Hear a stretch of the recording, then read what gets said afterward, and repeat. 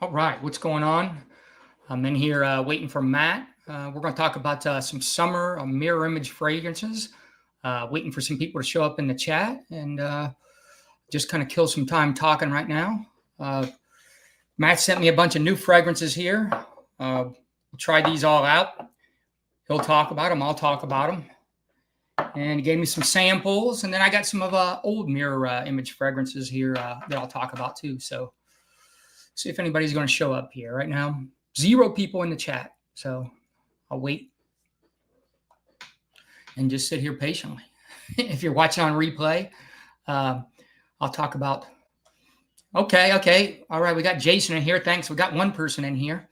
Matt's still not here. Waiting on him. Fittest Minute, Zerzhov, Casamori, Maestro. I'm not sure I know that one. I don't even know how to say that. Casamori Maestro. All right. I got some fitness stuff lined up. I hope you're going to hang on in here for a while. If not, I can start getting into some of my fitness stuff right now, Jason. And you going to be here for a little bit, or are you going to be in and out? I can start going over it. Stan's here. Stan, I got some stuff to talk about, some fitness stuff. I got my, I'll start getting into this since you guys are in here. Thanks for showing up. Here's you were asking about my methylene blue. I've been using this version right here. I just get it on Amazon.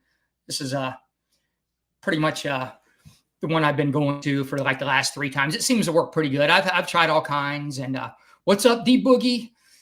Everybody getting in here? Cool. We're talking about supplements now. I'm waiting on Matt. I'm in the fitness and supplements and stuff more than I am that. So we're talking about this. This is the version of methylene blue I get on Amazon.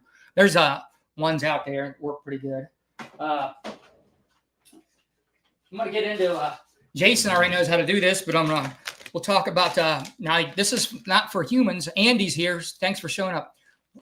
Talking about fitness stuff right now out of the gate. So if you got a lab rat, and you can't do this for humans. This is not for humans. You can get these syringes, and you can get your peptides on Peptide Sciences, and you got to get this bacterial stat water. And then you got to do your research. And you mix it up in these little vials. That said needle, you get it from Peptide Science. And then you get your the totals on them from, Reddit has some good information on what totals you should take. And then figure out, what percentage of water and how many milligrams you're going to take. You got to do the math on that. But, that's how you do it. You get these on Amazon. This is for your research animal, not for you. You got to get this bacterial stat water, and then you get your peptides. And you got to do a bunch of math. There's 2 of them in here. Retitudaride, so a 3-pathway weight loss one. Just take a minor dose. It wrecks my sleep if I take too much, and I'm already pretty lean. So, and then this is that one I was talking about, the copper, GHQCU, BPC 157, and TB 500, the trifecta, the Wolverine peptide. So, that's what it is.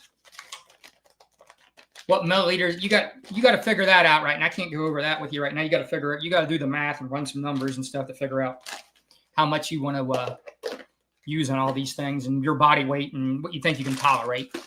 That's a lot more to get into. I take really minor doses. I'm guessing Jason maxes out everything like he does. 1 milliliter of water is the standard. Okay, you're saying 1 milliliter of water is the standard use. Yeah, that's pretty good. That's a pretty good way to start. Let's see. All right. I thought that might have been Matt. So here's another thing. I'm going to talk fitness talk until we get Matt on here and more things. If you guys steer me in the right direction, we'll talk about mirror images, but we'll talk about this. Vince 45. Look at that coloration. Look at that bottle. I can send you the link on this. You can get this. You got to go through basic math and insulin restrictions. That's right. And then figure out your dosage. But this is available now. This is a Reflection Man 45 Inspiration. You have to have like a link and a password to get in. So it's a little bit special one. But this is the new banger. I don't know if you can see the coloration. This camera sucks. If I keep doing these lives, I'll get a better camera, guys. So I don't know. This is another thing I like to do. I've only been doing this I've been doing it since winter. So I used to wear like compression socks. Scott, what's up, brother? Thanks for joining in. I used to wear compression. I just shoot the whole bottle at a time. Yeah, right, exactly. 1 bottle at a time. That'd get pretty expensive. That sounds about like a Jason move.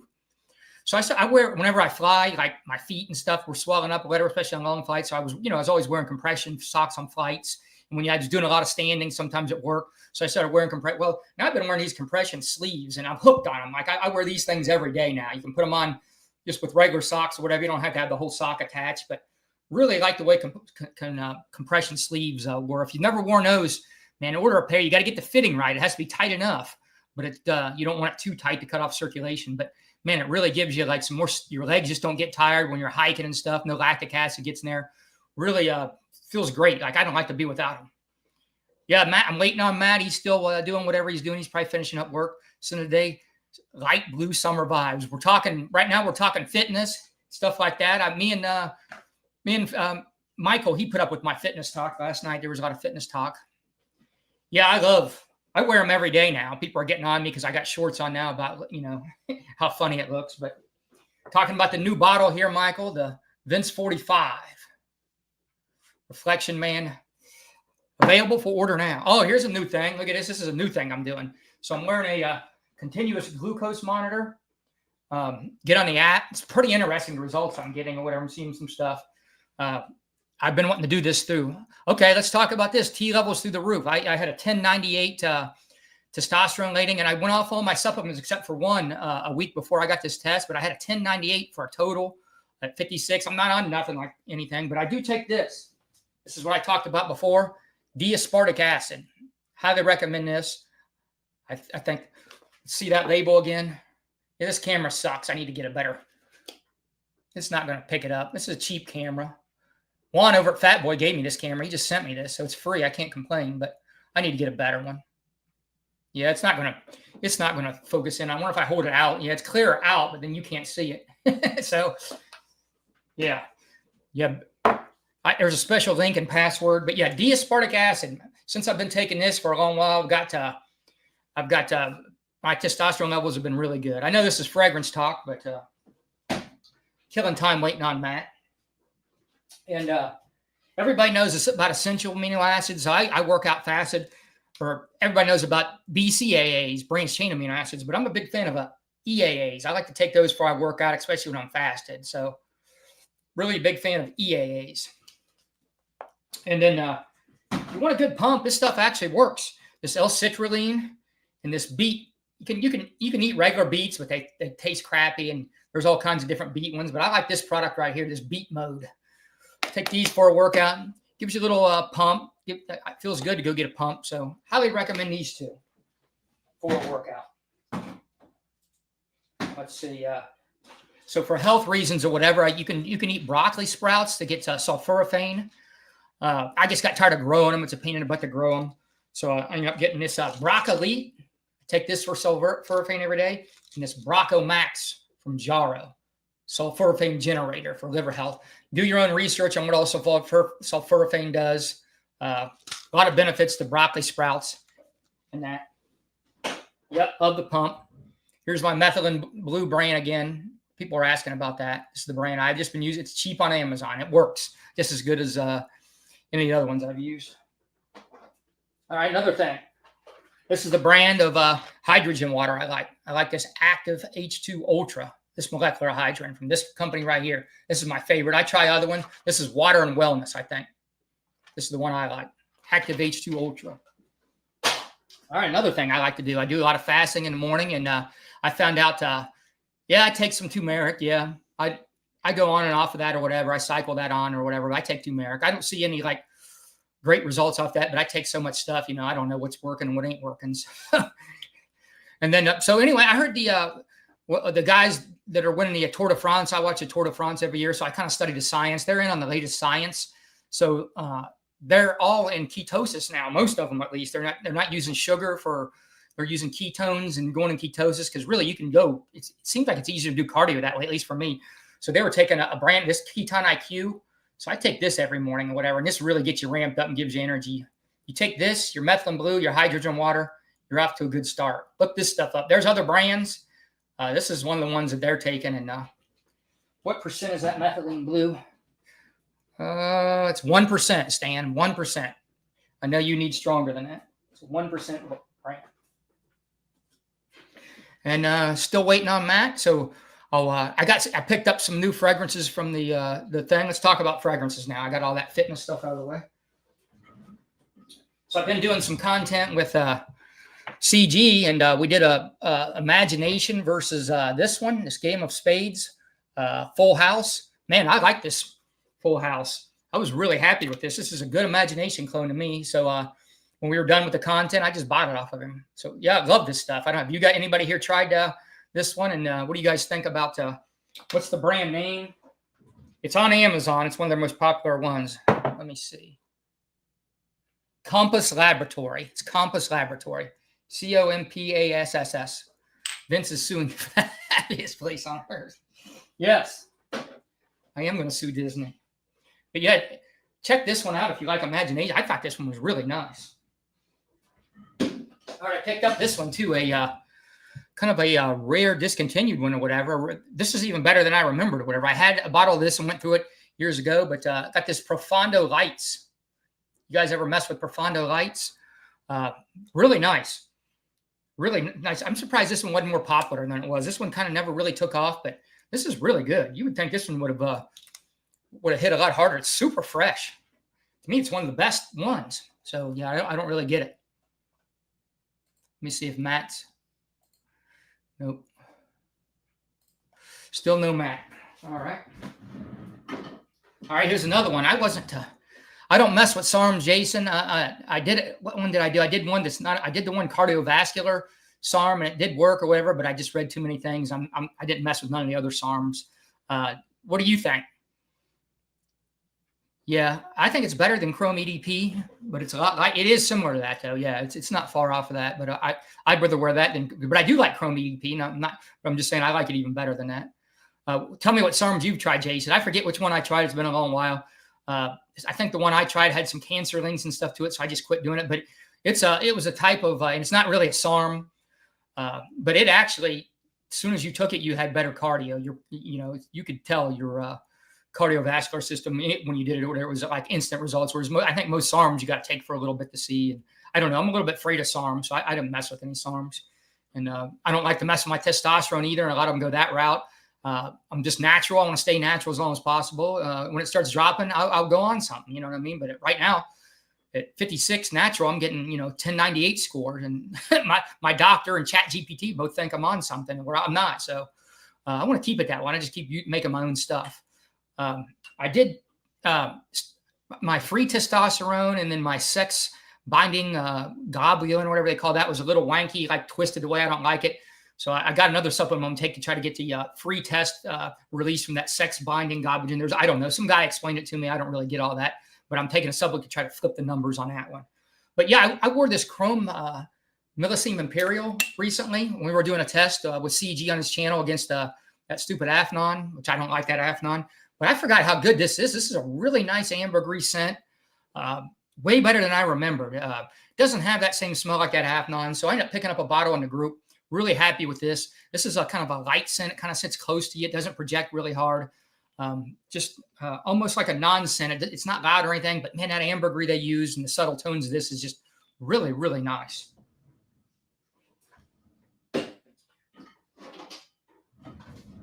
I got a couple new duos in too today that I got that. This is that MFK Rose. What is that? That masculine rose, but this is duo's version. I love this. I got to smell the original now. It's that masculine rose from NFK. And then the Pikova Dama or whatever that is. I've got the duo version of that. I picked that one up recently, and it's really good. So, yeah, pretty impressed. I wonder if Matt is thinking it's another time. Hold on. I'm going to grab my phone and call Matt. I wonder if he said 5 p.m. his time. I wonder if he's confused. Hang on, guys.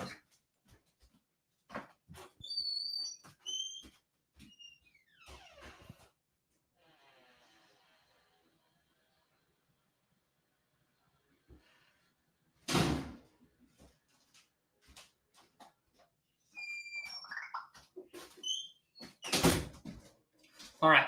What do you think of that New York? I don't know, brother, about that. I haven't looked into that. There are SARMs is okay. I did RAD 140. That's one I was considering. S23 I was considered that. MK677. Were you hungry all the time on MK677? Yeah, I didn't try none of those. I'm going to call Matt now, see if he understands. See if we got a time thing going on or what's going on. So we get to do a live phone call with Matt. Let's see.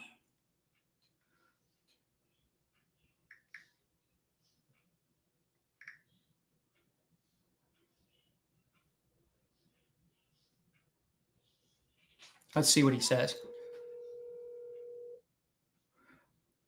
Oh, okay. I thought we were going now today. No, that's cool, man. I just saw like Stan called me, well, not called me, but messaged me. He was like, "Hey, man, I don't know. I'm really dropping the ball on that. I could have sworn you were saying today or today." I said, yeah, I said Wednesday because but it is cool, dude. I'm literally can hop on and like give me like 2 seconds here. I just gotta throw on the hat. So. All right. See ya. All right. He thought it was Wednesday. That's what he said. So he's going to hop on. My bad there. I guess I messed that one up. I didn't read it right. I could have sworn he said today, but. All right. So back to some more fragrances. Yeah, keep staying, especially my next content I'm releasing. I think you watch them all the way through, but make sure you. I run a low dose HGH on cycle off. I run MK677.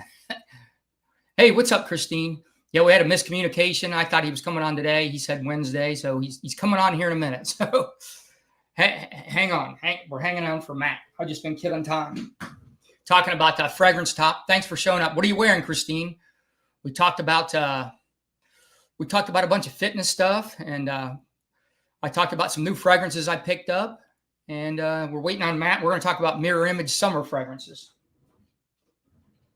And what else did I get? I got this discontinued Amen Pure Energy. They called it Pure Shot too. I guess there was some kind of legal thing, so they changed the name to Pure Energy. It's the same fragrance. I've been wanting to get this. I found a pretty good deal. Dior Jadou Aurore. I don't really know. I don't know that one. Yeah, I'm not familiar with that one, Christine. Let's look it up. Dior Jadou Aurore.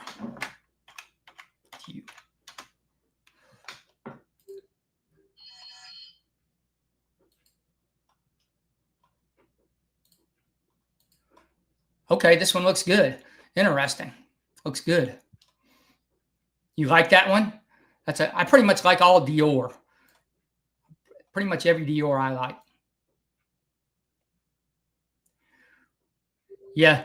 You see a lot of what are the benefits you see on 677, Jason? Like, how do you feel? Like, what is the benefits? What is it? What are you thinking on that? Like that you see or whatever. Does it? You feel like you got more energy, more stamina? You feel like you're getting size? You sleep better? Do you sleep worse? Are you hungry all the time? What like side effects are you seeing too? Are you seeing anything bad? Yeah, I'm kind of, that one makes me nervous. I don't want to be hungry all the time either.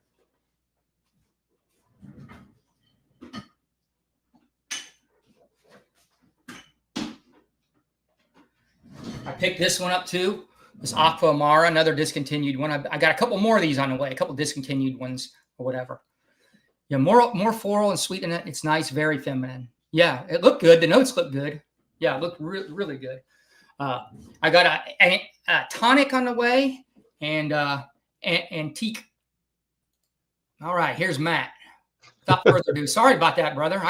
No, it's all good. I was like, I didn't get much sleep last night. I must have really, I can't even read.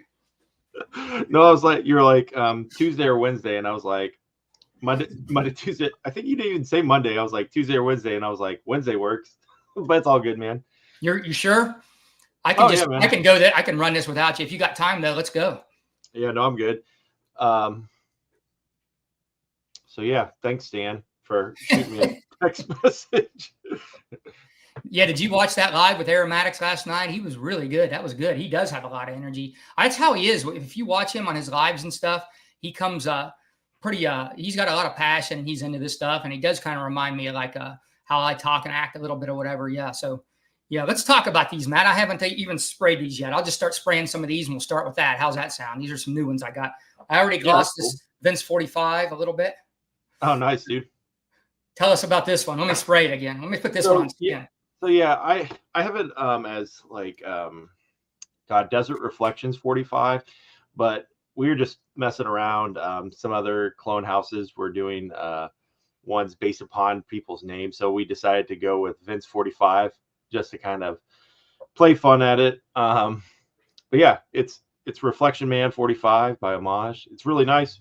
I feel like it's a little bit fresher take on it. But there's nothing wrong with being a little bit fresher on that. I'd say it's in that same category. And Vince had me customize the bottle a little bit differently. Maybe put your hand behind it, like get a little full screen it there. Let's see.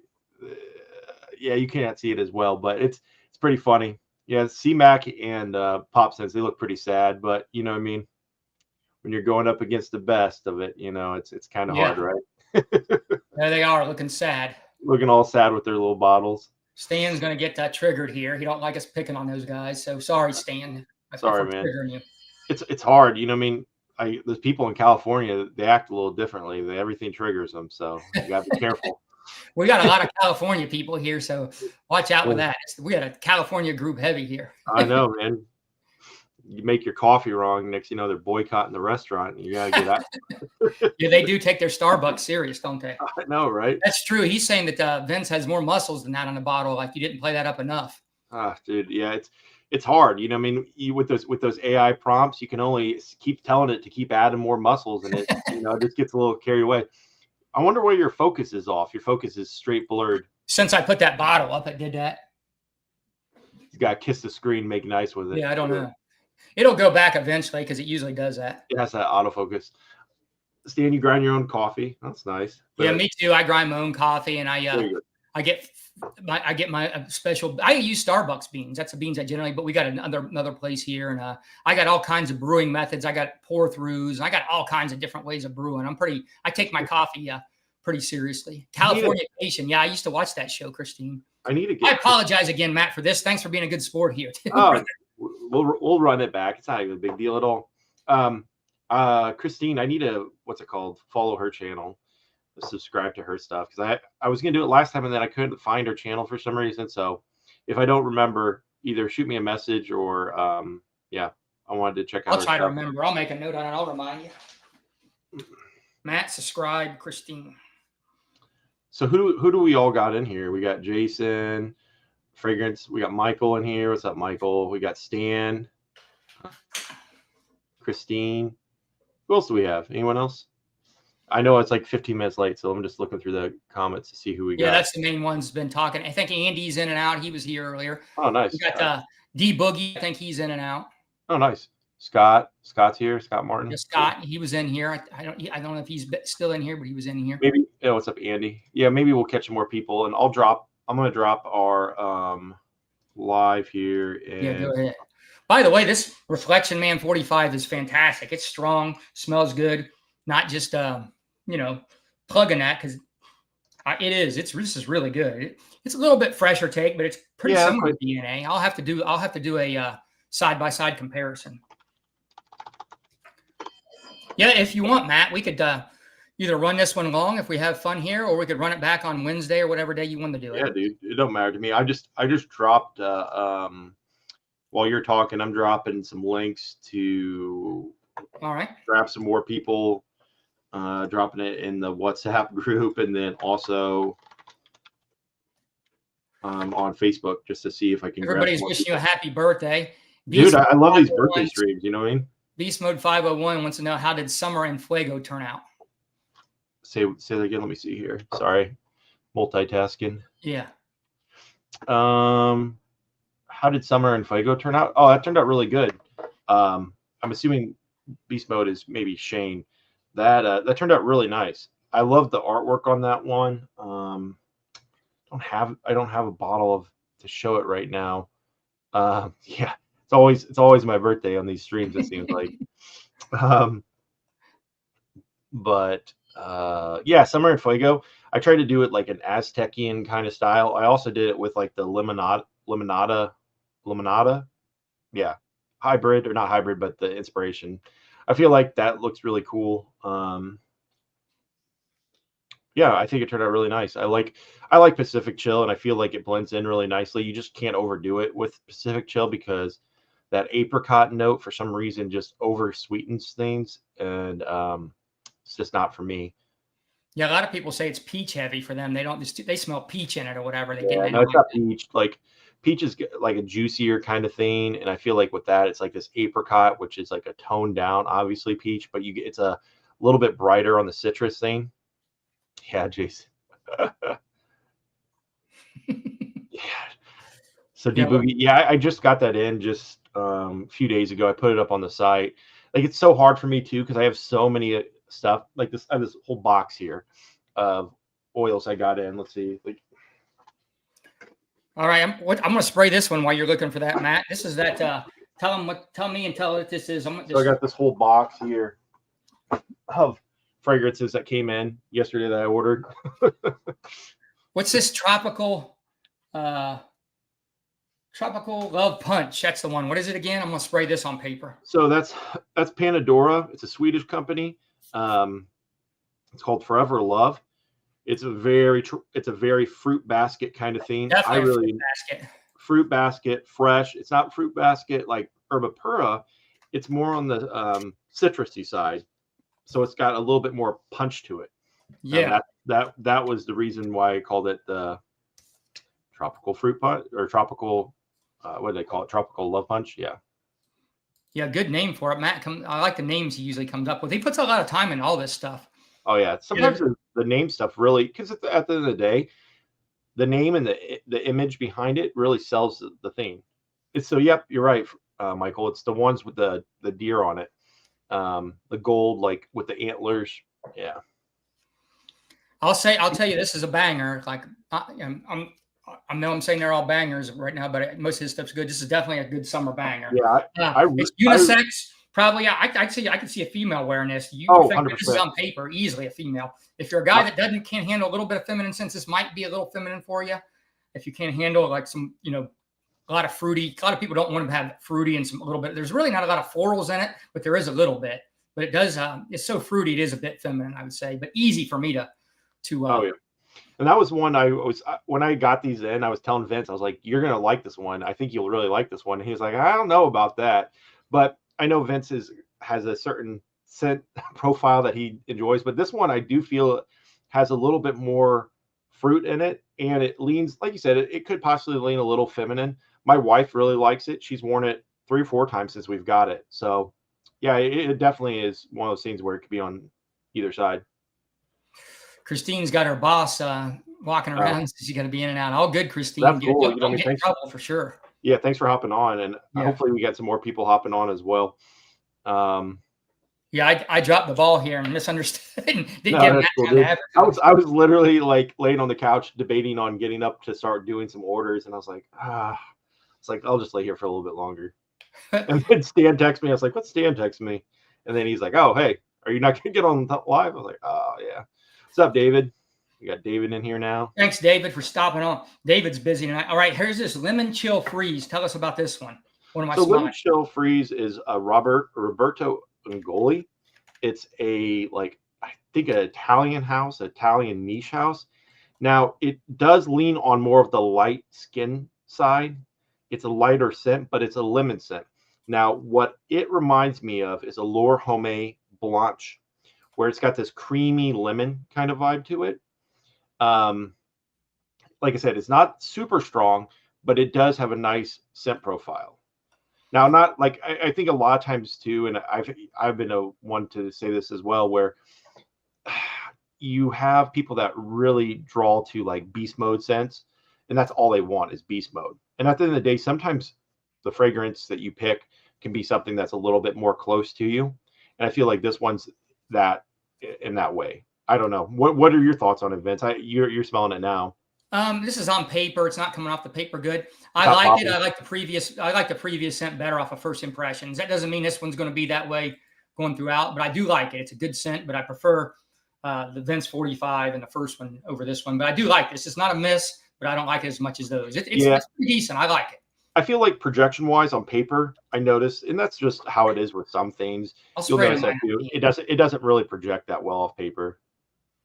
Yeah, it's a little bit better on my hand. It's still Yeah. not blazing off like those first two. Those other ones are blazing off my hand. This Yeah, one's and like a bit I closer said, to it's a lighter scent. At the end yeah. of the day, it's not as doesn't project as strong as some of the other ones. Yeah, I know with the site, I've tried to make it as friendly and user friendly as possible, but there is like one of the situations for me, even like looking at it, I'm like, oh my gosh, there's so many options. So I try to make it as user friendly as possible. Today I even updated, well, not today, but last night I updated it to where it's like top curated scents, top 5 curated scents, and then also the most new arrivals. So I broke it into 2 sections. So if it was something where you're like, I don't know what to grab, maybe those top 5 curated scents would be something and that's ones that are like selling really well. So that's what I've been trying to do as well.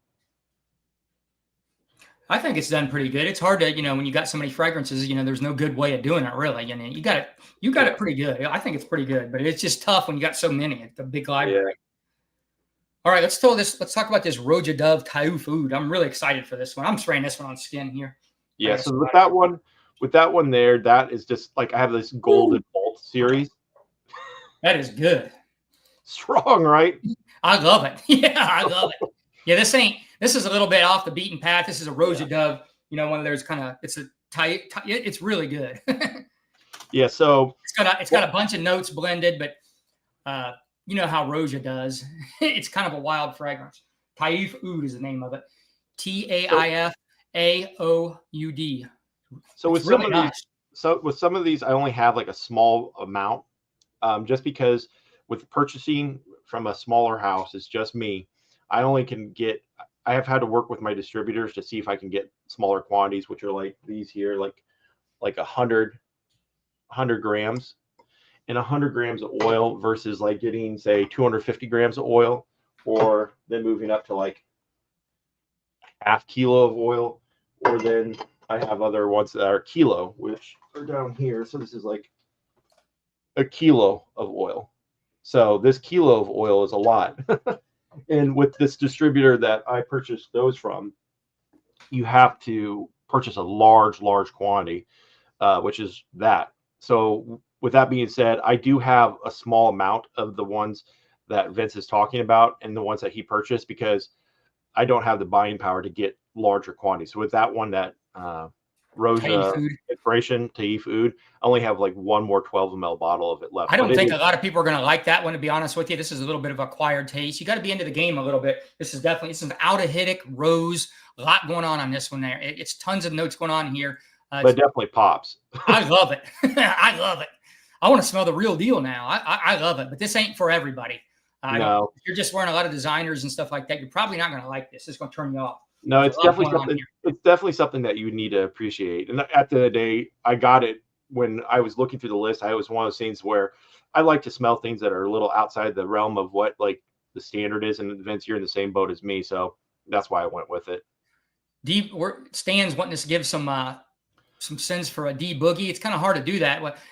D Bougie, I know he seems like he likes a lot of gourmands, but so if he likes a lot of gourmands, it depends on like what you're going for. But I would say that Tropical Love Punch it's a sweet scent. Like it's a fruity, juicy scent. Kind of like I'm trying to think of another one that you would like. I do like that Island Dreams. You know what I mean? Yeah, I think you might like that one. As he said, talk to messages or put something here in a chat. Like, what are you looking for? Are you wanting some summer scents right now? Tell us what you want, and we'll give you some. Matt will be better than me. Just tell us what you want. I know you like gourmands, but it's probably not gourmand season. Are you still wearing gourmands, or Jason wants to know if there's sample packs on the site? No sample packs as of right now. It's something that I want to do a discovery pack at some point. Just right now with like the way the summer is and everything that's going on, I just don't have time to do it yet. I've got the bottles and stuff to do it, but I just haven't had time to really sit down and design what I'm looking for. And I want it to be something where it's not just like half put together. Ethan's got one for you here. You need a custom frag expresses your lumberjack look. That's too funny. What's up, What Ethan? about that guy on my thumbnail with that scarf? Everybody check out my thumbnail. That's the guy. I like Yeah, that. it's like, I was like, oh, yeah. I was like, where did you find this? It was off Facebook, but yeah, that's too funny. I hadn't noticed that picture before. That's All right, too funny. what about this tropical cashmere? I'm on that one now. So tropical and big shout out, Ethan. I just shipped out Ethan's first order. Ooh, this is a hitter. Yeah, this is a straight up hitter right here. Which one? The trop? Yes, tropical So cashmere. that is another Roja Dove. It is this is good. Aoud Extraordinaire. Yes, it's even better. I know, and that's something. Now that's something a lot of people could get behind, right? Yeah, it's a little bit more universal in that sense, but yeah, I'd say it's unisex too, right down the middle maybe. If you're a guy that doesn't like feminine fragrances, it might be a little bit challenging, but man, I'd like to smell the real deal on this one. This one is nice. Yeah.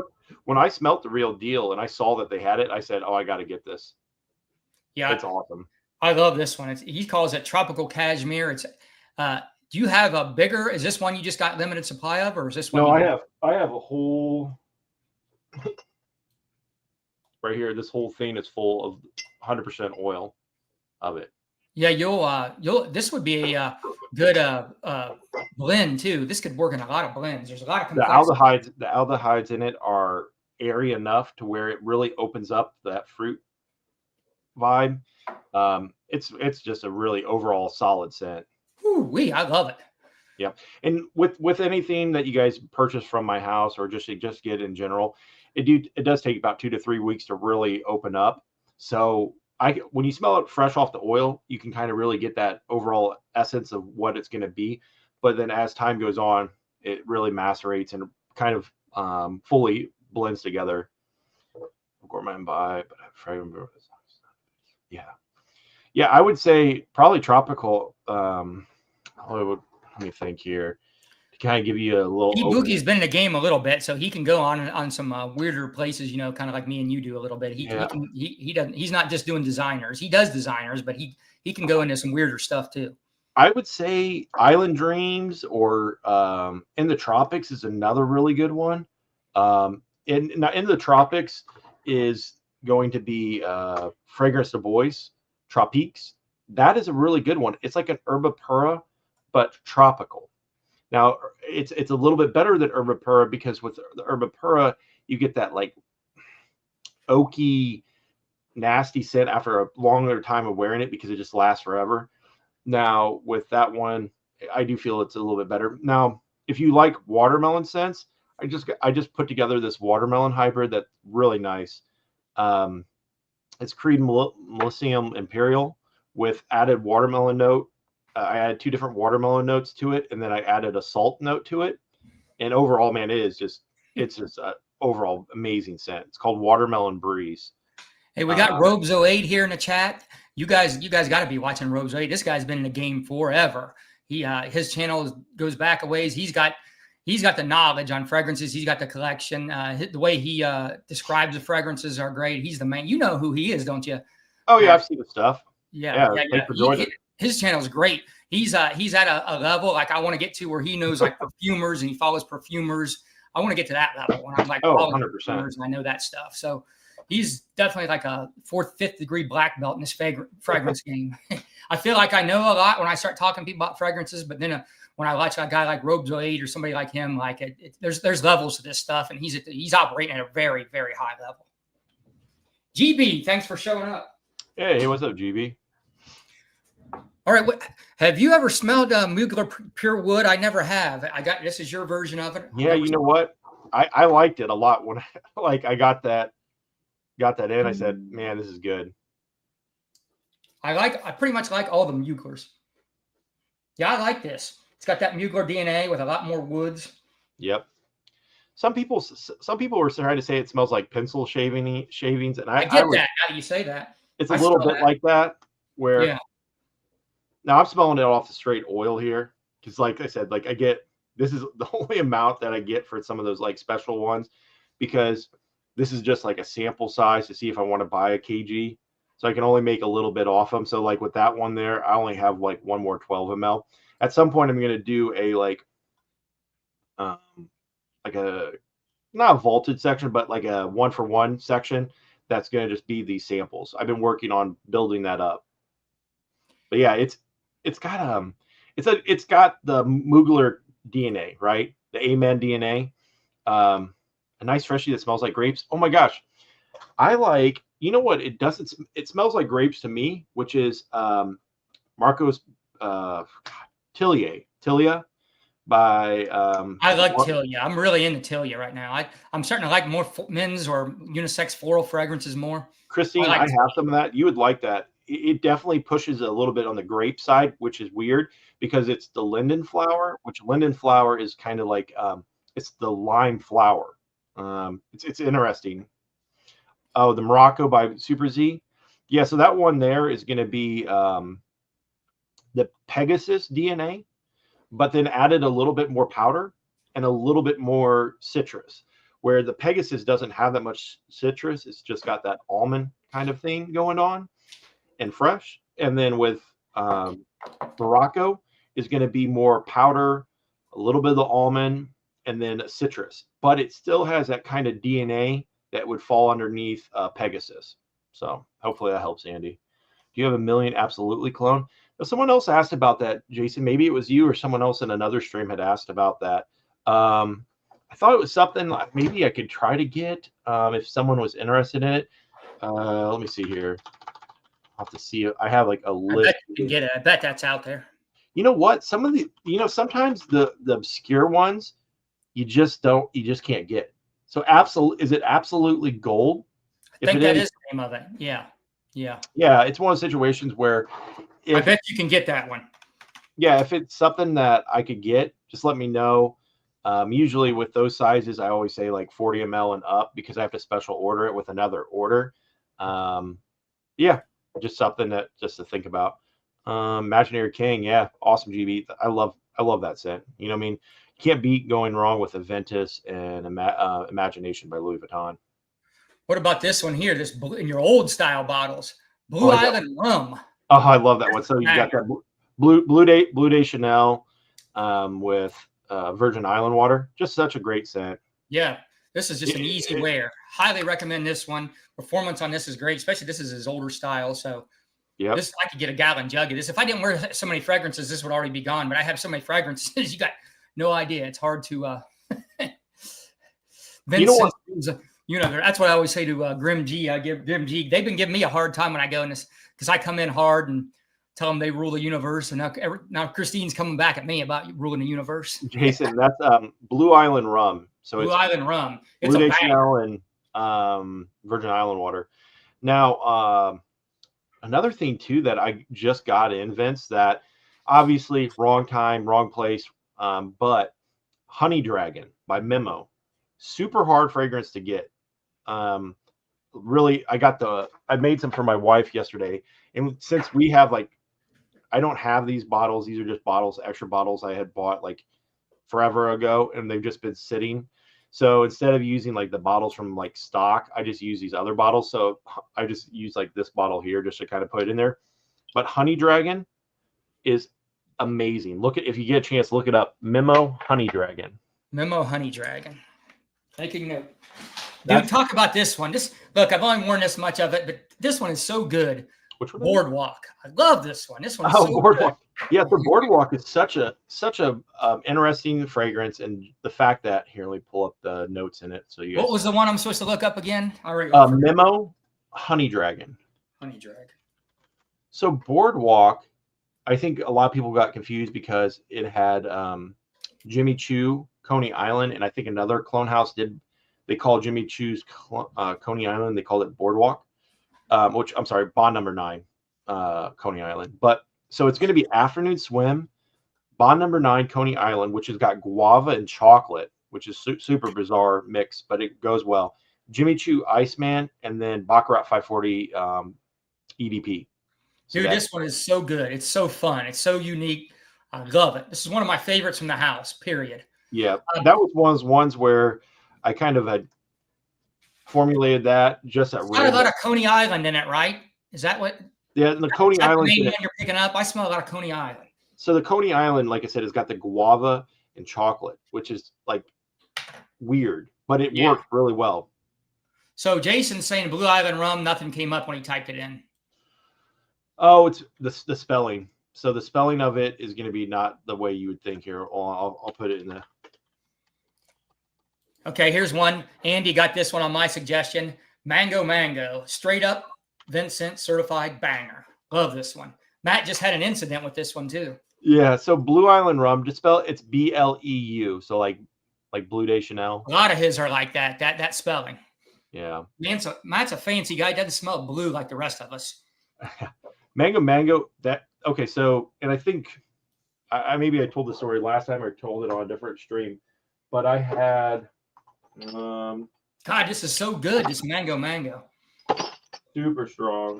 This is even better than the one I was just saying, the boardwalk. The boardwalk is great. This is even better. This thing that you can see here, it was completely full, like up to here.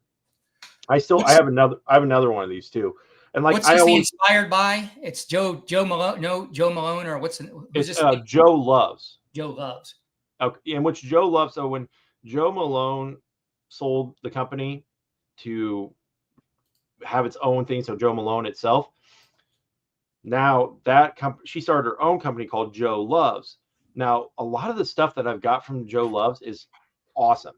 So this mango Thai lime, awesome. There's a white rose in like. That's lemon. What this one is, right? Is this mango Thai lime? Mango Thai lime.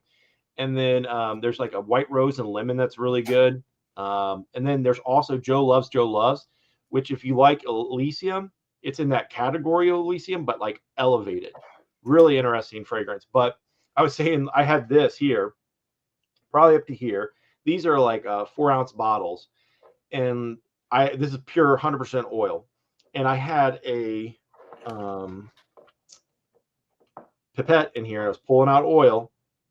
And I had sat it on my desk with it just like kind of sticking out like this. Well, I went to grab something and I hit it. And it flung oil all over me, all over my desk, all over my chair. And this stuff has lasting power, just the oil itself. Oh my gosh, it was probably over a week and a half. I had to open up all my windows. I had to use like a vinegar and alcohol mix to try to like wipe up. It was insane. Yeah, it's a great scent, but it is super strong. That's what I like about it too. What about this Power Surge I just sprayed? This is another one of my favorites. I love this one. That was one of the ones that you had come up with forever ago, because I think that was the Cobalt. You really liked the. I like your version better than the real, and I love the real version. The real version is great, but yours is even better. Yeah, so that kind of came about when, like Vince and I had just kind of started talking. He was like, "Hey," he started buying just like at the time I had 10 mLs. And he'd bought that Bad Boy Cobalt, and he's like, "Gosh, I love your Bad Boy Cobalt." Like you said, it's actually better than the original. And one of your favorite scents also was Polo Deep Blue. So we took those two together and kind of created something that just pops. Those both work really, really well together. This is another one I came up with, and I still like this one, Citrus Diplomat. Yeah, so that's Citrus Diplomat is going to be what, Ambassador? No, Jasada, Ambassador, and Ambassador and Elysium, isn't it? Elysium, yeah. Yeah, it's really good. Those two work good together. You know, Ambassador, and this one works out really good. I really like this one. It's definitely a summertime fragrance. You know, with those two, it's just got a like a gentlemanly vibe about it too. I would say a gentlemanly summertime fragrance. Not quite as youthful as some of the other ones we're talking about. This is another one, Blue Island Zen. So Blue Island Zen was like one of the ones that really kind of elevated my house. I made that like basically on a whim for one of my friends that I worked with. If you guys don't know, like this whole thing kind of came up as just a passion project. And even when Vince first started talking to me, it was definitely a passion project where I was just doing it for fun. I'm doing blends, and one of my buddies wanted something that was a little bit fresh. He was living in Florida, and I kind of came up with that. Really like Roja Dove, a Solo Blue. It's a really great blue fragrance. And then adding in the rest of the notes to it, it just really made it pop. So I also am a big fan of Allure Homme Sport Extreme. That's one of my favorite fragrances. I don't know why it's such a great scent. So I took Allure Homme Sport Extreme, the Solo Blue from Roja Dove, and then bond number 9 scent a piece, and mix those together. And it's just a really aromatic, clean, fresh, blue, musky scent. And it definitely gives off that vibe. So yeah, really enjoy that one a lot. I have that one. I think a lot of people like that. I was looking for it. I like that one too. How about Deep Blue Island? So Deep Blue Island, that one, I'm trying to think of what's in that one. And it's so hard. I know I keep having to.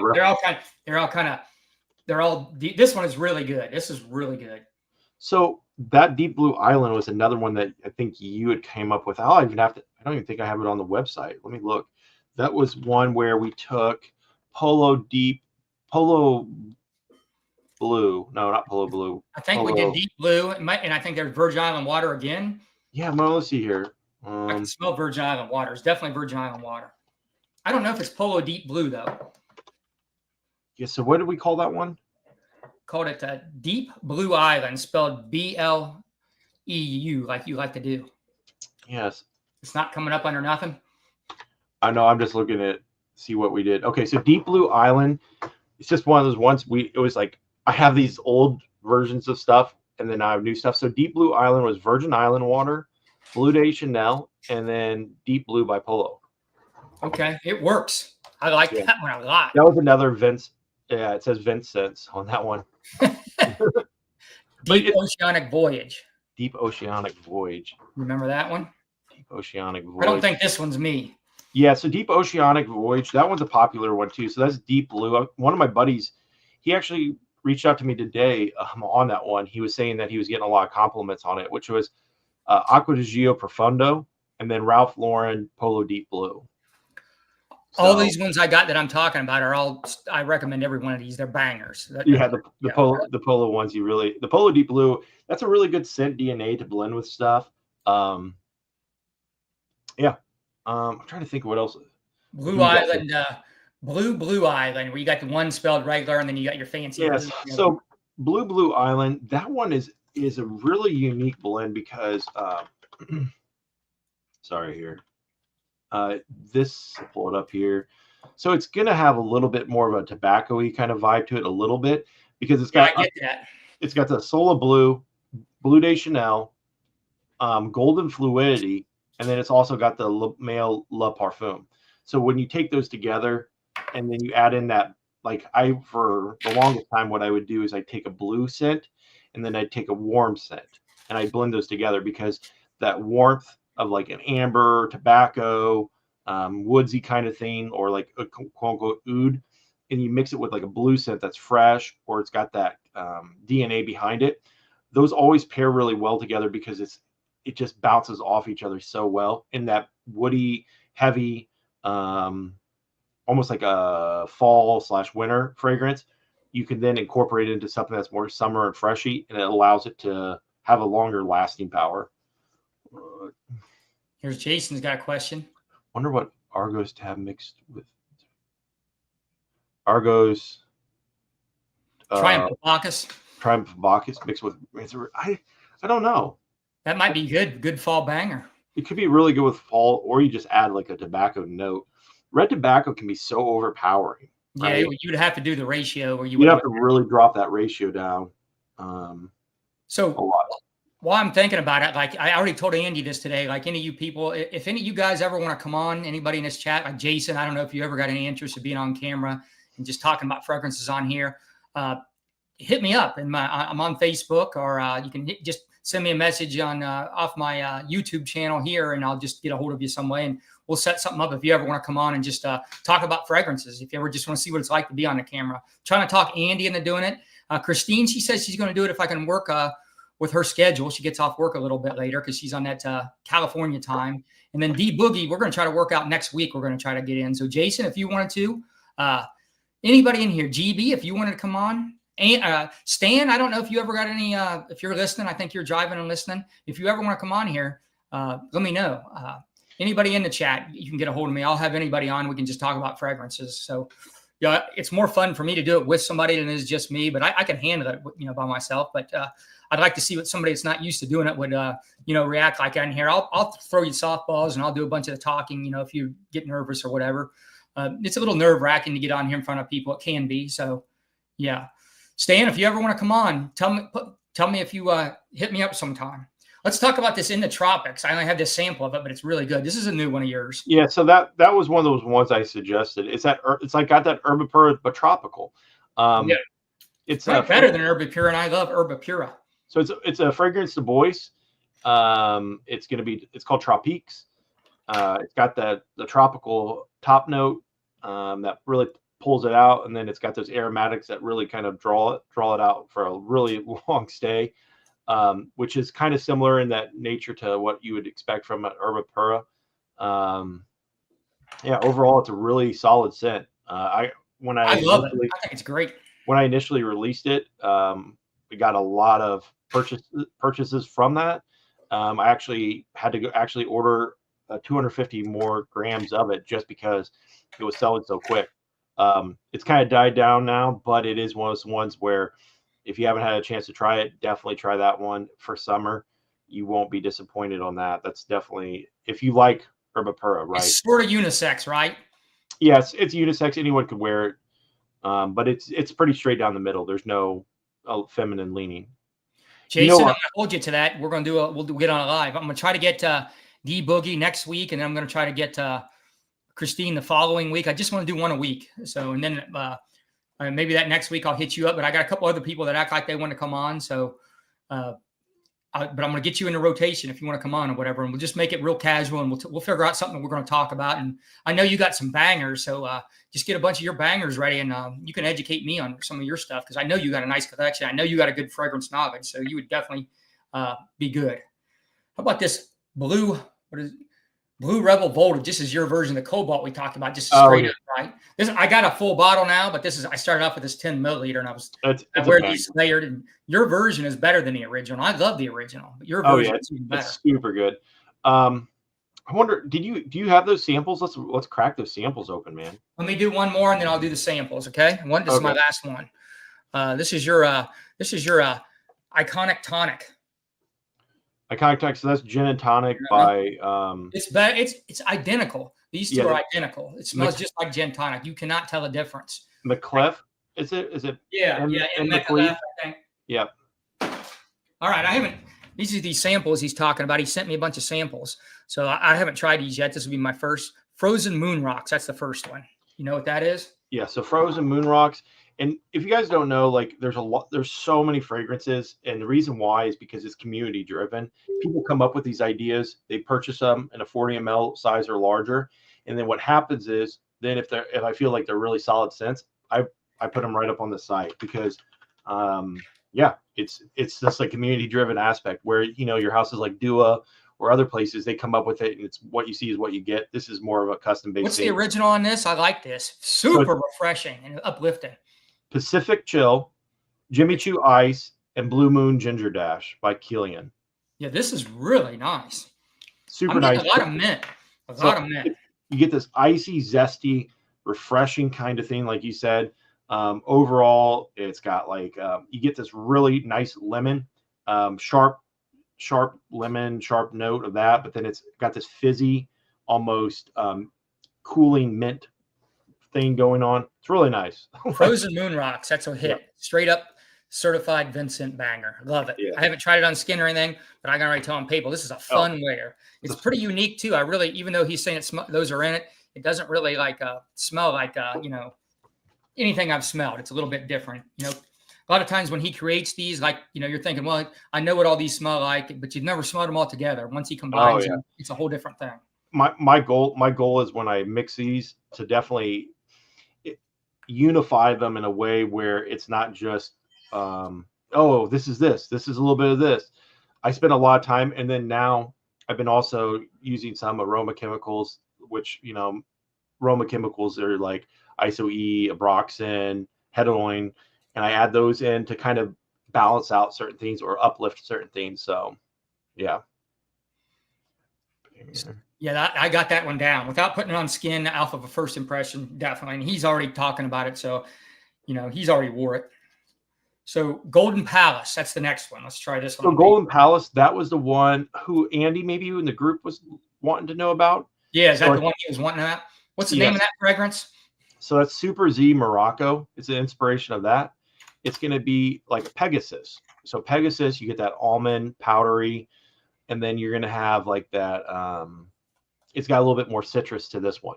Now, you know what Pegasus smells like, right? Yeah, I'm not a fan of Pegasus, so therefore I don't love this one, but I'm a fan of Pegasus Exclusive. I like the oud underneath it. I like that dark base. I love Exclusive, but I don't really like this one. Yeah. Like, it's not bad, but it's too much like Pegasus, as you say. So if you like Pegasus, you'll like this. Yep. And I think it's, like I said, it's a creamy citrus with a powder. You know what I mean? And it's in the same line as what you get, a little bit of that lavender, and it's the same like DNA that you would think was in Pegasus, but a little bit more citrus. Some people say it's compared to Givenchy pie. I don't really get that much. I get more of the Pegasus. That's probably my least favorite, the one we've tried so far or whatever, but I'm just not a fan of that kind of DNA. It's just not to my taste or whatever.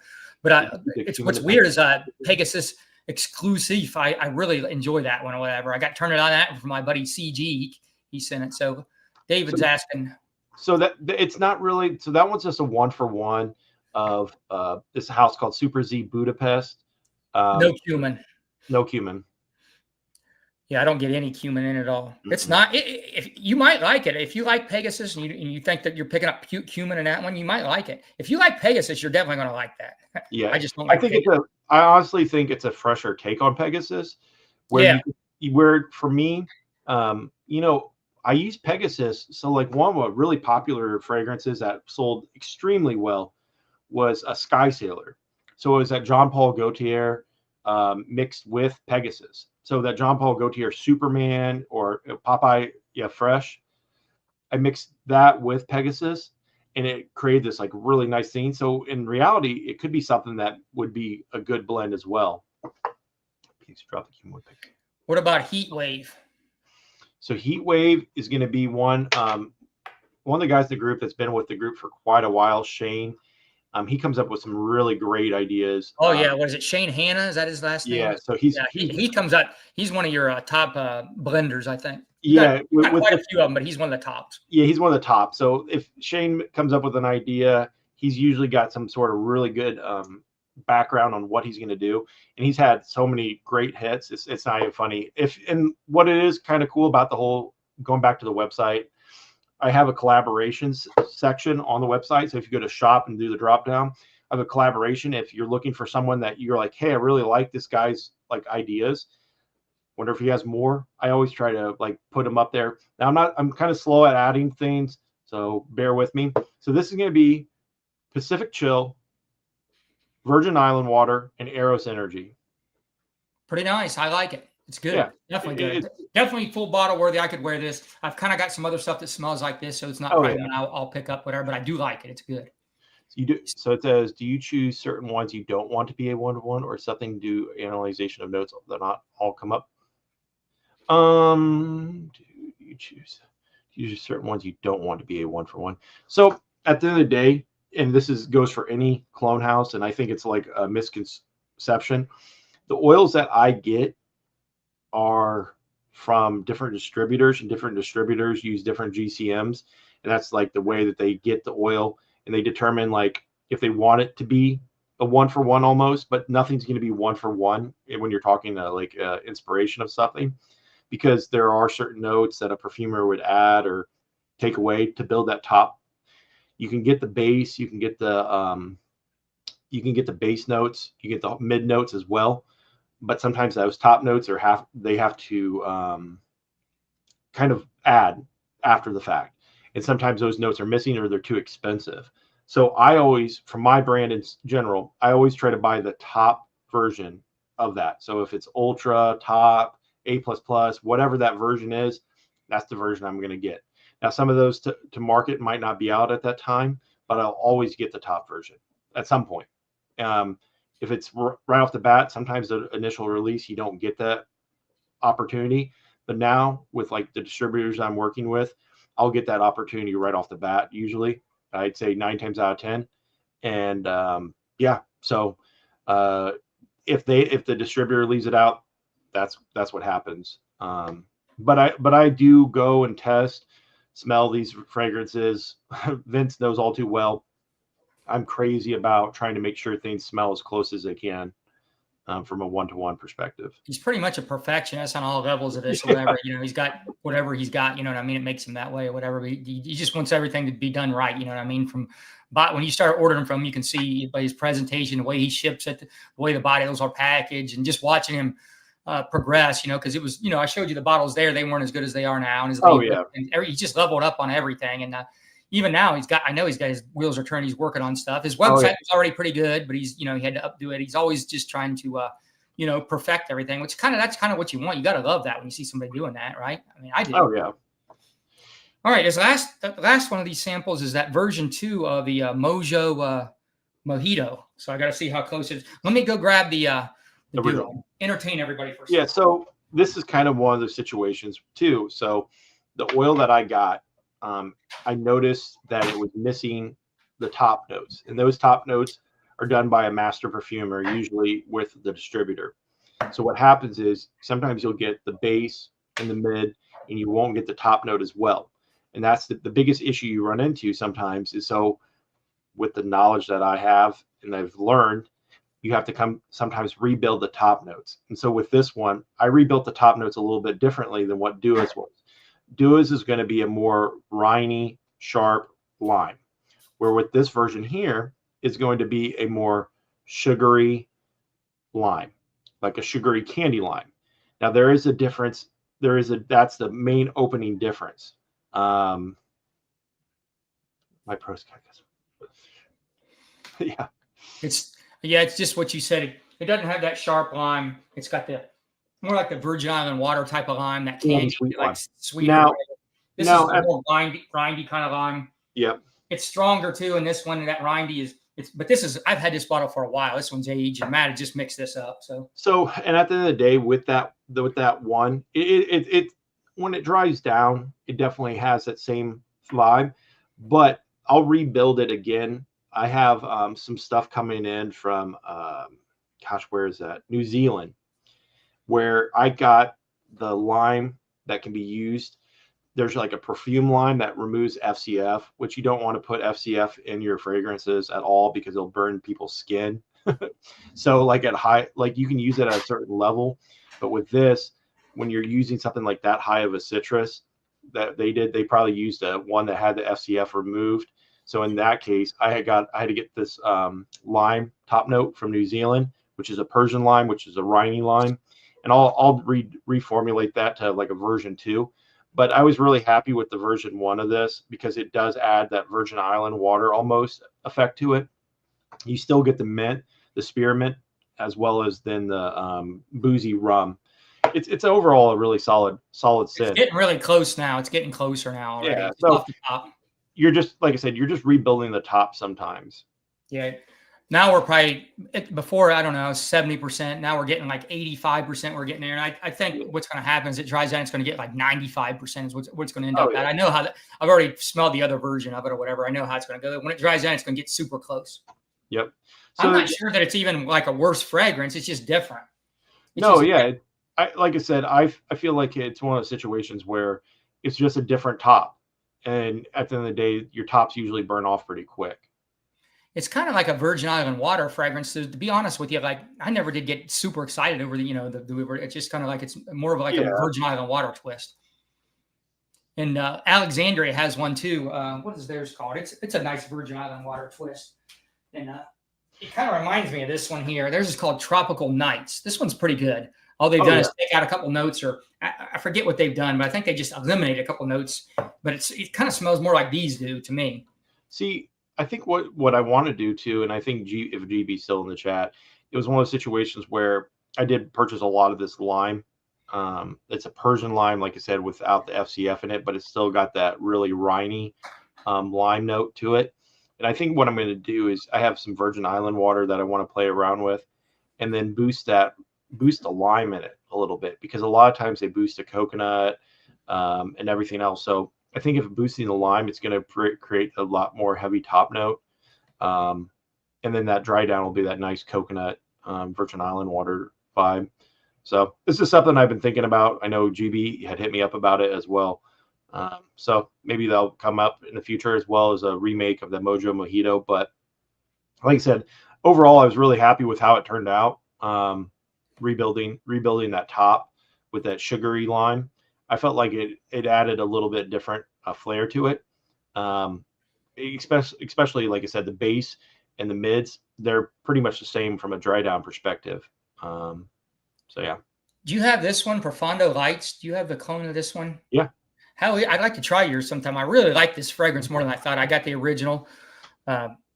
This is one of the better Acqua di Gio. This one just never got any traction for some reason, but this one is super fresh. What do you think of your version of it? I'd like to try it sometime, compare it to this, see how close it is.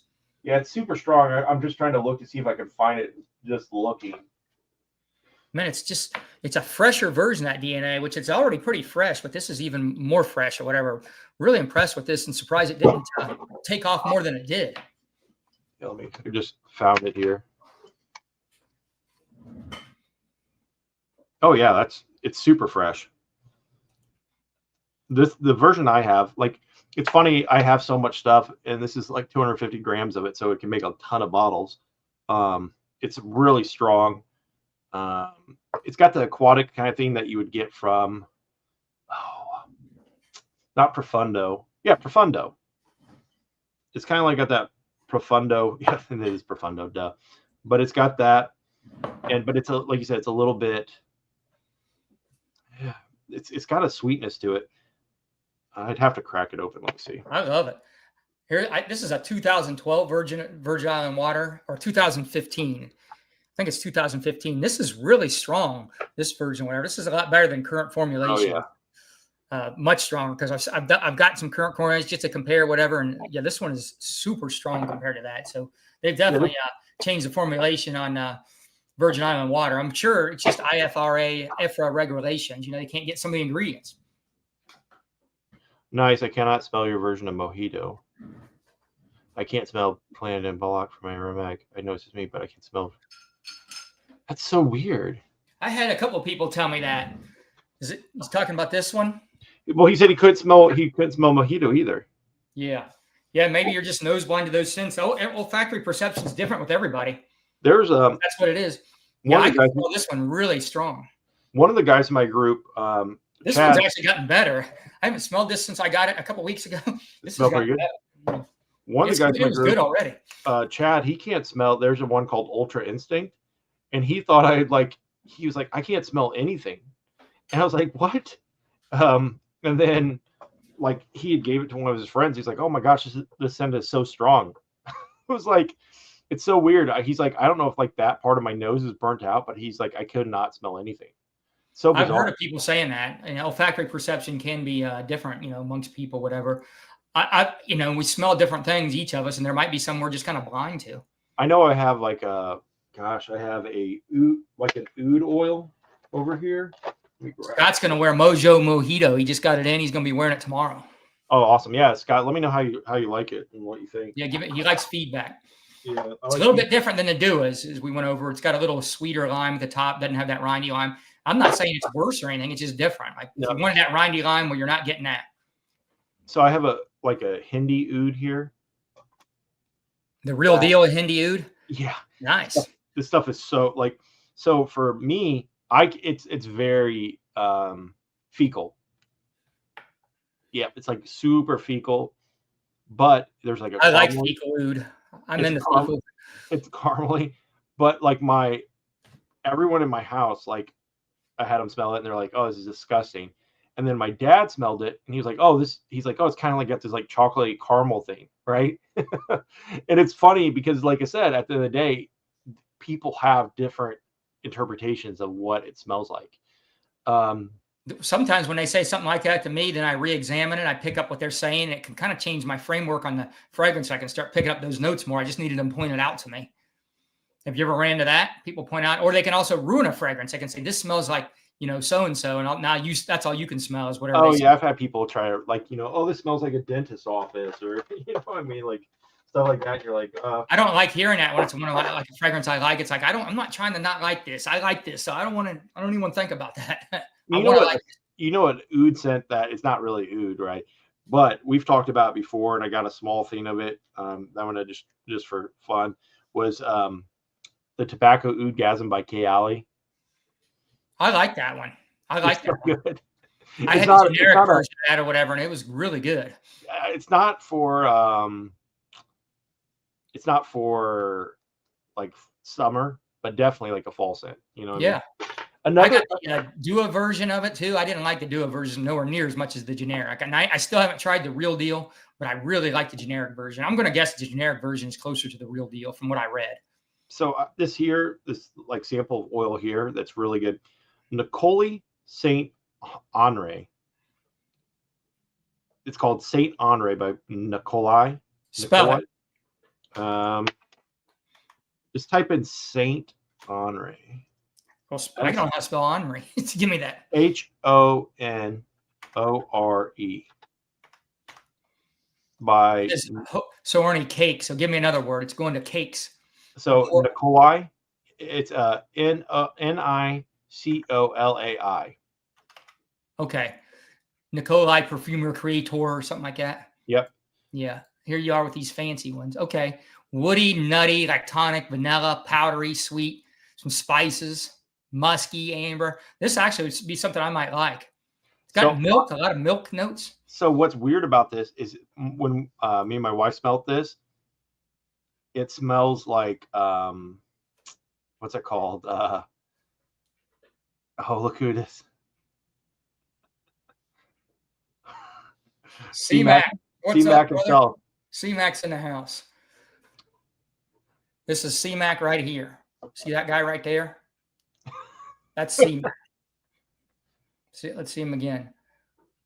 There he is, right on the other side. Backwards.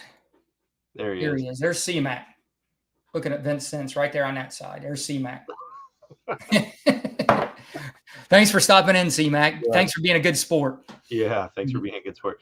This one here is got a almost chai tea. So think of like a fresh chai tea from like a coffee shop, and it's got that like spice and that like latonic kind of pop, like a warm, cozy blanket kind of thing. Very interesting. Now, I'm actually a big fan of this house. I have another one called New York Intense, and it's amazing for me personally. I think. How did you even get into this house? You were just going through your list and tried a couple. How many have you tried from this house? I've tried quite a few. Have you tried them I'm looking at New York Intense right now. Have you tried them in real life too, or just these oils? Oh yeah, I've tried them in real life. What store carries them around Dallas? Where you live? Dallas. So for a while there, it's like a Boys de Portugal. This New York one, New York Intense. Oh, dude, it reminds me of like what you'd think a masculine Coca-Cola would be, and not Tonka Cola, like by Mancera. This is like that. Yeah. Interesting. It's got some interesting notes. It's like a gentlemanly type fragrance, right? Because it's saying Boys de Portugal from Creed, which I smell. That's very gentlemanly. Nice fragrance. Really nice fragrance. I think you would like the house. It's one of those ones where I went to the scent room here in Dallas, and they had the whole lineup there for a while. Yeah. We don't have too many things like that here. It's a really good scent. You try this Patchouli Intense? I'm looking at that right now. This looks interesting. Another good one. Looks really good. I'm telling you, dude, I'm always finding new houses, and that was one of the ones where it's endless with perfumery, right? I mean, I think the way I'm in the game and what I've tried and everything, like I've done a lot, but it's endless. I mean, I haven't scratched the surface of anything. I mean, there's so many houses. I'm trying to find, I wish I could find. He's saying Pac-Man Ghost is cool. Is that one? Yeah, that was one that he had picked up. So I'm glad you liked it. That's a really like interesting vibe. One of the guys, Garrett, he's in the group too. He makes a lot of just really like soapy scents. He loves like soapy scents, and that Castile by Penhaligon's, that's in that Pac-Man Ghost. Yeah. Very like luxury British soap kind of vibe. And then Andy, he was asking about how close is it to Lamada. I'm pretty sure it's I like the only one time I smelt it was just on paper. It smelled really nice. It's got that lemon zesty, like fresh pop. The version I have smells pretty close to that as well. So you want to jump on with a C-Mac? I can put the link in the chat. You want to jump on? I'll put a link. You're saying something about voice mode. I'll put the link in the chat and you can jump on. You don't have your smoke alarm going off though, do you? Put that battery in there. Fix the battery for you to jump on. We can have 3 on here. Let me know if you want to, C-Mac. I'll put the link. Or if anybody wants to jump on, they can jump on right now. Okay, C-Mac's driving. Did you want me to go over any more of those samplers? Or you got some more new summer ones you want to talk about? Yeah, I know you got a bunch of new ones in. Got this whole box here. So let me go through some of these things here, talk through them. Let me grab this box. So I got a Lost in Paris by Roja. I had the Duo version, and then this lady actually sent me she sent me like 2 milliliters of it for free, just so I can compare them in a group or whatever. Interesting fragrance. I like it. I sold my Duo. I don't want to own it or wear it. I don't want to smell like that, but it is interesting. I like it. It's a nice fragrance. What did the version smell like to you? Just like it said, it's like a bakery in Paris. Like you're wondering, there's like a bunch of bakery smells. The real deal smells like that because I smelled the real deal. The Duo is really close, actually. Yeah, I like that. Now the Abu Dhabi by Memo, I like that. Well, Jacques Depot from Serge Luton's one of my all-time favorite fragrances, and it's like apricots and bread. So, which one? Jacques Depot by Serge Luton's. It's the same. That's one of my favorite Serge Luton's. And that's similar to nothing. It's got like apricots and bread and pastries. Like that's what it smells like. But we're talking about Lost in Paris, so it kind of gives that kind of vibe. It doesn't necessarily smell like that, but it's giving me that bakery type vibe or whatever. I love Jacques Depot. I prefer Jacques Depot to Lost in Paris, but I do like Lost in Paris. But I did sell my Duo, which was it was extremely close, but I just don't really want to smell like that. Yeah, no, I get you on that. Now another one that I was telling you about was Abu Dhabi by Memo. Yeah. Let me look that one up again. It's a nice Middle Eastern kind of flair. Well, I love Middle Eastern. It's got that Middle Eastern spice. Odd thing, limonada isn't a lemon frag. Yeah, I looked this one up already. Yeah, this is something I would definitely like. Yeah, it's got plum, cardamom, date, saffron, amber, and vetiver. What's not to like? I just wonder if it smells like a lot of stuff I've smelled before. It said it smells like Serge Luton's Femme de Bois, which is I smelled this fragrance. It's a little bit, this one leans a little feminine or whatever. Does it lean feminine to you? Because the one it's comparing it to is the most closest to it is a little bit feminine. Yeah, like I guess maybe it's a grapefruit. Let me grab that limonada. It's 2 seconds here. Andy Island is 100% banger from Scott Martin, worth picking up a sample or somewhere about it. What's Andy Island again? So Andy's Island is going to be Virgin Island water and bond number 9, Andy Warhol. I've been hearing a few people talk about that one. Yeah, it turned out really, really well. Hold on a second. I'm trying to find that limonada to kind of give a breakdown because, like I said, I just got it in. C-Max says limonada is a lemon frag at all. Hold on a second.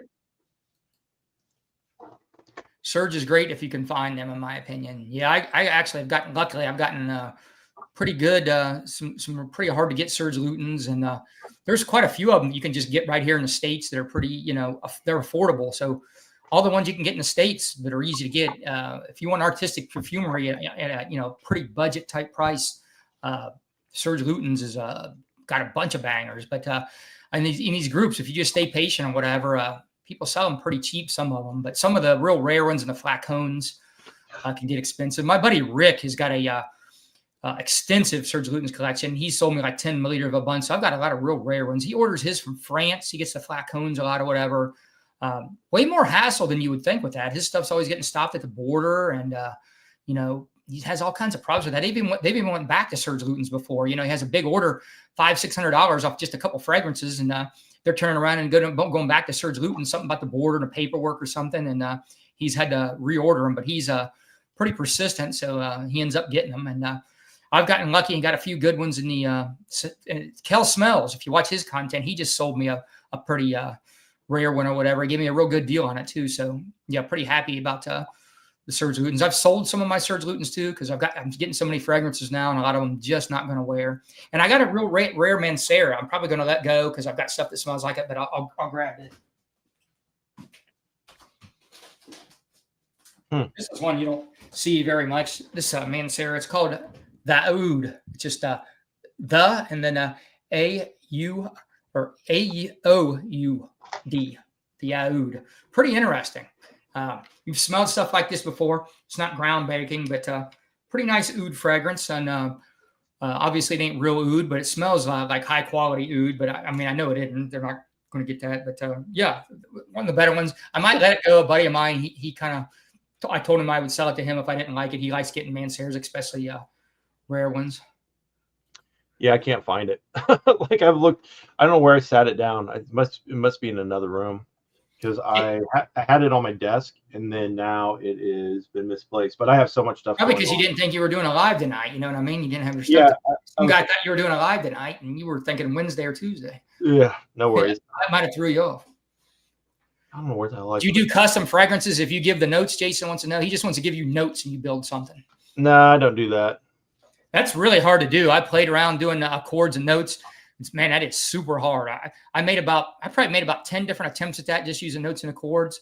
And probably 5 of them were mid at best, just mid-level fragrances or whatever. And the other 5 were trash. I just gave them all away, actually. I didn't keep none of them. So it's and I know a lot about fragrances and what notes working on it, but it's not easy. Yeah. Another one too that I really like, so Versace has that other line. It's like their top tier line. Have you seen that line? Yeah. I haven't smelled much from that line now. So I have Santal Royal, and then I also have just the other day I got in my favorite one, which I have the real deal sitting over there. It's the Versace Gimbre Peliant. Really nice scent. Really, really nice scent. How do you spell that? Let me grab it. I know how to spell Versace, so I got you there. Believe it or not, I can smell that, or I can spell that one. Give me the other letters. So it's Gimbre, so Gingembre. Coming up right away. Petland. Yeah, it came right up. As soon as I hit it, it all came up. Okay. This has got kind of a weird breakdown. It's saying it's sweet, fresh and spicy. It's vanilla. It's fresh, almost like out of headache fresh. It has those kind of tones. White florals, latonic, and nutty. Is that correct? Yep. Awesome. Yeah, it's got a lot of white florals in it with praline and vanilla at the base. Dries down kind of gourmand. Is that right? Yep. Amazing fragrance. Here, let me grab some. You're comparing it to Instant Rush and is this the one you were saying is kind of like a better version of BR540? No, that's They're comparing it to that on here. That's what they've got. Is Instant Crush and BR540. That's what perfume reminds them of. No, the BR541 is by HFC. And I started getting into that house a little bit. I think you might want to try to get into that house a little too, because they have I'm kind of interested in that. I'm kind of over BR540, but have you ever tried Electimus Trajan, however you say it? Have you ever tried that? It's really good. It's like a BR540 twist. I've tried quite a few now from Electimus, and I'm pretty big fan of the house. I really like it, the price point, the presentation, everything you get for Electimus. I really think that's a nice, really good house. So crazy. So I hadn't sprayed this in a long time. So I had pulled off a decant of it. Look at this. So this is the real deal. Look at this. What is that? The real deal? What again? The Versace. Okay. Yeah, it's pretty much a solid now. It's a solid. That's fine. That's not gonna work. I haven't worn it in a long time. GB wants the oils to porthole. Yeah, someone said that the Limonada is the same as porthole in a way, and I wish I could find the version. I got a short on that, comparing them to whatever. They're a lot alike. They dry down a little bit different. Limonada opens up a little brighter. It's great. They are. I wouldn't have both. I just can't believe I misplaced it. I don't know where the hell I put it. It's one of those situations. I have so many oils, and I just can't seem to find it off the top of my head. Town and Country is another one I picked up by Clive Christian. That's a nice one. I smelled the original on that, and I had that one clone everybody likes from Lattafa or whatever. It was pretty good. I do like Town and Country. That's a nice gentleman. I need to get into Clive Christian as a house more, like go down through the line. I haven't really tried too many like originals from that house. I think, like I said, I think you'd like that HFC. HFC is going to be So no, like not the one that smells like baccarat, right? Not diamond in the sky. I'm talking about like the men's version. So there's like ones that are like dark devilish kind of stuff, like Well, I really do like like that kind of stuff. That's really to my taste right now. yeah, no, that's why I literally had saw one and I said, damn, if this isn't a set Vince would go after. I think it was called like okay, Devil's Intrigue. Is that it? Rose Gate. I'm on their website now. There's the Asian collection. I want to be then they got a black collection, Black Horse, Drywood, Loverman. I think it was called. They've got a lot of fragrances. They've actually got a big library here. Pretty impressive. Sword Dancer, maybe? Huh? I'm thinking maybe it's called Sword Dancer, Carmine, Rum, Balsam Fir, Sandalwood. It's called what again? Sword Dancer. Okay, I see it. And then they have an oud collection. And I think it's got a lot of green and pine at in the base of it or whatever. I like pine fragrances. Yeah, I was gonna say you like those kind of piney fragrances. What was the Serge Luton's had that pine fragrance? Oh yeah, Philly Anguillas or however you pronounce it. I don't know how to pronounce that. I love that one. I love pretty much all pine fragrances. There ain't too many pine fragrances that I'm not gonna like. You know, I just love that note in fragrances. I think it was called. Was it called? I'm on their website too. Red Iceberg. Is it called Devil's Intrigue? I got to look it up. Okay, yeah, it's got a lot of powdery and floral, so the Devil's Intrigue is more for a ladies type scent, which is kind of weird. I won't like this. It's got Amphanthus and white tea. I definitely don't want that's not for me. Devil's Intrigue. Yeah, I think these are more feminine in this line. I'm looking. So there's a men's. So if you click on like if you're on Fragrantica, if you click on their thing, and then for some reason my internet's going super slow right now. It must be dialed into something slow. Give me the name of it. I'm on the Fragrantica. It's probably got them all. It looks pretty updated. Private code. Which one of these? Yeah, I got private coded right here. I was looking right at it. So a sweet fruity one. Oh yeah, this looks good. Plum, sour cherry, dates, leather, oud. Oh yeah, you have this one? No, these are ones that I saw when I was looking for it for like men's ones because my wife likes the women's line because I just got Fly to Miracle, which is real popular, but it's like popular overseas. They're saying this is kind of like Side Effect by Initio, which I like. I'm going to guess, looking at the notes and what these people are saying, it is going to be in that vein, and I like that vein. I would hope it's not too much like that. I don't need another version of that, but this definitely has something I could be into or whatever. This is definitely be something up my alley. Yeah, it's just another line that I thought, this would be interesting to kind of get into. I think Dua maybe had done a few. They're from France, so they're a hot perfume. The actual name is Hot Fragrance Company. That's HFC stands for that, which hot is that HAUT. I don't know what that means. And I see that word all the time though. So not sure what that means. Let's look it up. Hot meaning fashionable or elegant or high class. That's what hot means. Yeah. I figured it was something like that. All right. Back to the chat. Calypso. Andy likes Calypso. Yeah. I think that's a really good one too. I haven't got that Mancera. I got to try that. Let me write that down. I got to get to that. Is the pine note pretty prominent in that Mancera? I got to try that one. If the pine note is really amped up in that, I got to try that one, Scott. I've been having that one on my radar, and I forgot it had pine in it. Which one is it? He's got it right here. It's a newer one. It hasn't been out very long. I've been curious about it. And then Ethan saying, "Screw porthole. We need SoCal from Hollister." Yeah, I've seen at one point I did see like the oils for that, and then I don't know, like it was one of those ones where it was real popular, and I haven't seen it since. I told him I'll have to keep my eye open for that one. Did you ever get another version of that? What's that Musk one out by Drake or whatever? Summer Mint or Summer Mint. No, I wish it did. The version I got was just trash. Like I think that's what people don't realize too. Like maybe they'll watch the live, but like if there's a version of something that I'm like, it doesn't line up, and I revisit stuff before I really release it. Like with the Limonada, I smelled it when it first came in. I sat it to the side, but then I also got this huge box of like 20 some oils that same day. So I sat it aside.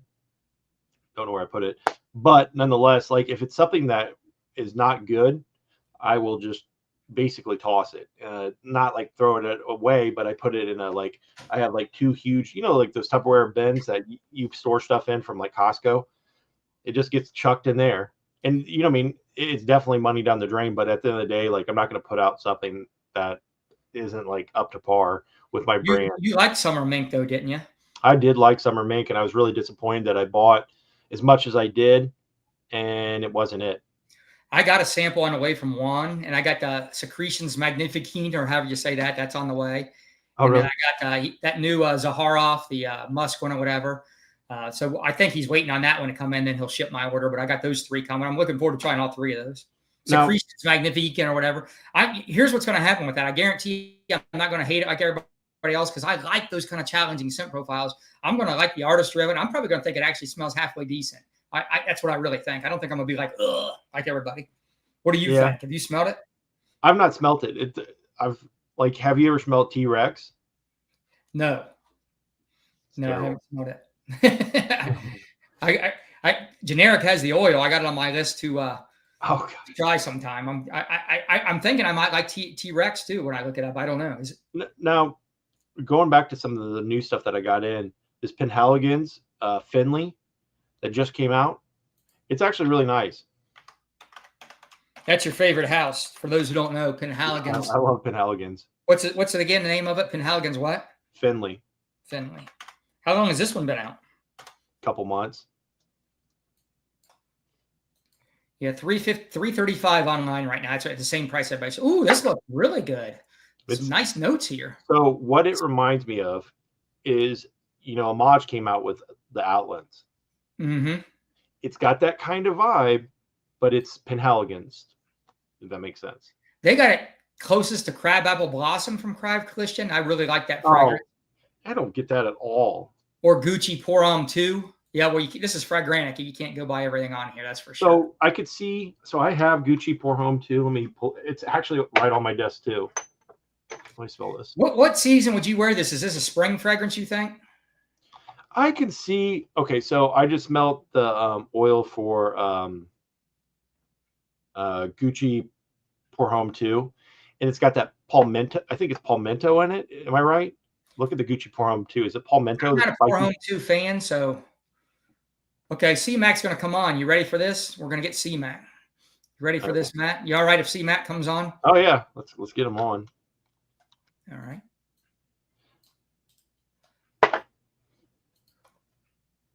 We're all going to get C-Mac on. C-Mac's going to come in hot.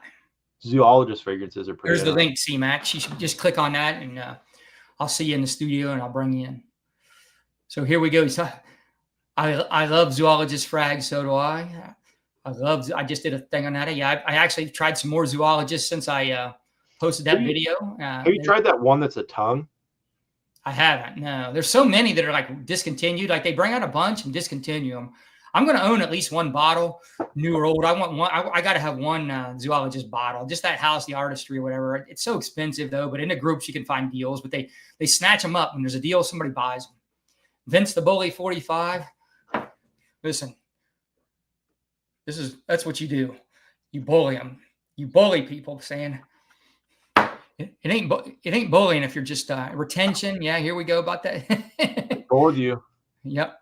It's pine, rosemary, salty, ozonic, aquatic. I'm gonna have to try. I wrote that one down, Scott. I'm gonna get a sample. I don't know that I'm gonna get a bottle. I might get a bottle if it comes up in a group again.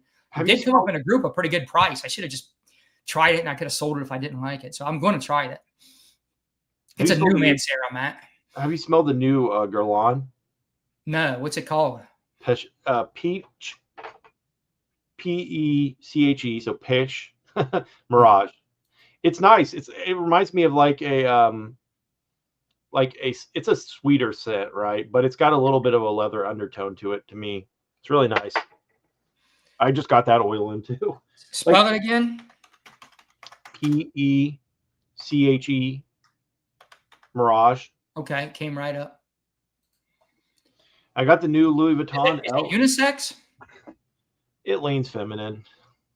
Well, I don't have no problem with that. It looks like it's got some leather and amber and sandalwood at the base. You definitely get leather in the dry down. Yeah, it definitely looks like it's pushing feminine on here, but I can wear pretty feminine. That's probably one I could wear. Now I got the LVLs before. I haven't seen anyone with that yet. It smells good. You know, I mean, obviously I liked it when I smelt it in store when it first came out. Like, and that was not that long ago. It's really nice. I still haven't tried Kirky. I want to try Kirky. I think I might like Kirky a little bit. It's pretty feminine or not? Yeah, it is. Too feminine to wear for you? Because I know you can wear pretty feminine. It's just okay. Take Grand Soir and Golden, Grand Soir, and what's the other one? Golden. Help me out here. Golden, not. I can't think of what it is. Golden. Here comes C-Mac. I got you up there, C-Mac. Where are we at? Can I hear you? Speak. Go ahead, C-Mac. We're listening. Hello. You're clear, buddy. You sound good. Audio up? Yeah. Yeah, I was trying to edit an avatar or something because I'm outside the house still. I haven't even gone in yet. Well, you're coming in good. How you guys doing? We feel good, man. I messed this up. It wasn't supposed to be tonight. Matt didn't understand that. So, all right, he's got to go. Thanks for stopping in. Yeah, thanks for stopping in, Johnny. Appreciate that. I was gonna say golden fluidity. So you take golden fluidity, Grand Soir, and then you add like more of a sweeter top to it, if that makes sense, for Kirky. Probably doesn't sound that appealing to me, so I don't know that I would like that. Ultra rich, like think of a gourmand. What's that, C-Mac? I don't know, man. I can't deal with MFK's that line with that saffron, bro. Is golden fluidity better than the silver one? Because I can't stand the silver one. I don't know what it is. I think it's the saffron from MFK's Baccarat. I don't like that. It smells good, but can't do it. Yeah, I like the gold. You don't like the Gentle Fluidity Silver? I like Gentle Fluidity Silver. The gold one I don't care for, but I like the silver one. Yeah, I'd say the gold one is a lot richer. I don't really like the gold one. No, I can't. You like the gold one, Matt? You'd rather wear that? No, it's not something I'd wear. You know what I mean? It's something I'd blend because. What about the silver one? Would you wear it? Yeah, I'd wear the silver one. I love the silver one, man. It's one of my favorite MFKs. I'd have to say both for those to me. Like the golden one is a really good one for like blending, and silver is really good just as a top. It's really got a good the sharpness of it and how clean it smells. It's a really good overall scent. It's got a lot of aromatics to it. What do you like from MFK, C-Mac? Tell me what you like. What's a good MFK? What's the best MFK? Media Forte. Yeah, that one's pretty good. I think you told me that before. I do like that one. I agree that's up there. I probably like Amorous Homic Straight. That might be my favorite MFK. Yeah, Amorous is top shelf. I like the Oud Silk and Satin too. Yeah. I haven't tried the silk one. I've tried the satin one. It's pretty good. I don't know. I've soured on that a little bit. But it's definitely nice. It's a nice scent. The just pure oud one is not too bad either. I want to try that one. I haven't tried that one. I actually saw a good deal on that one in the groups for an MFK. I should have scooped that one up. Another one that's good is Masculine Plural. Yeah. I just got a sample of that. Yeah. Michael at Fragrance Fraternity is onto that one. So yeah. I know they likes Amorous. If you like Amorous, try the X-Straight. If you can ever get your the Amorous X-Straight, try that Amorous X-Straight. It's really nice. This is freaking pricey, man. That's what I don't like about them. Yeah. They're really pricey. Yeah. I've been trying to get Forte forever, man. I'm not paying $200. Not for Forte. It's just for Media Forte. It's always like $2+. Yeah. I hear you. I don't have any MFK bottles. I just got 10 milliliters and 5 milliliters and stuff like that in clones. I wouldn't mind having at least one bottle from that house, though. I do like the elegant bottle. And there's deals sometimes in the groups, like partials. I wouldn't mind picking up a partial one sometime. But I'm not paying full bottle price. No. There's not one that stands out enough that I think I need to do that. Now, a fragrance that I just came across that I saw, what's his name? Kel Smell do a review on it a while back. It's Lamar by Kajal, but it's Lamar Noir. Oh, yeah. I haven't tried that one. Have you got that one? I got the oil here for that one, Lamar Noir, and it's got like such a smokiness to it that it's completely different than what like Lamar is just so fruity and fresh and pineapple. Pineapple. Like pineapple. Yeah, this one with the Noir, the smoke. This is something that you would like, Vince, 100%. I need to try that one. It's almost, this one here has a little bit, for me, it definitely has a little bit of oud vibe to it. I mean, is it as good as Vince 45 though? Well, No. Hey, thanks for being a good sport on this, C-Mac. I appreciate you being good sports because some people why do I gotta be the little small guy though? That's what I want to know. Well, like I wish I was the little small guy in real life. Yeah, I'm trying to put my picture up from the City Rhythm event. Me and Billy Fisher with Niles, and it won't let me put the damn picture up. It's let me size it, but it doesn't let me put it on. I don't know. He was hanging out with Niles this weekend, Matt. He let me know that. Who did? What do you mean who? Who you talking about? C-Mac. It was Jacksonville. They had a Jacksonville event. Oh, nice. Yeah, it was good, man. We had a good time. Martha's Vineyard is 164 pounds, 5'8", so I'm sure everybody's bigger than me. I'm definitely not going to be the big guy. I just look big because all this ripped. Yeah. Well, you got the guns, bro. You got the gun show. Yeah, pretty lean. You're lean, you look bigger, really is what it is. I'm so lean. Everybody always thinks I'm bigger when spring hits and I start busting out the tank tops. Like, no, I'm not any bigger. The best Amherst Hom clone, Alexandria's got one. It's pretty good. And Dua's got one. Dua's actually smells more like the X-Straight version, which I like both. Yeah, Andy, I have a version of it too, but I don't have the X-Straight. I just have the original, which smells They really smell good. pretty close. Yeah. I haven't tried Matt's version, so I can't say compared to those, but I have the real of both, and I have the Alexandria and I have the Dua, but I just got decants of going back to this Lamar Noir, Vince, it definitely has that Cambodian oud kind of vibe to it. Yeah, I'm still working on learning the ouds or whatever. So when you say Cambodian oud, what do you mean by what is that? What I was about to say, what is you guys' favorite? Like, what would you prefer? So to me, Cambodian, Laotian, they're a little sweeter. They're not as strong as like Indian and my take anyway. I can't say. I'm not educated enough to give it an answer. I just know what I like and don't like.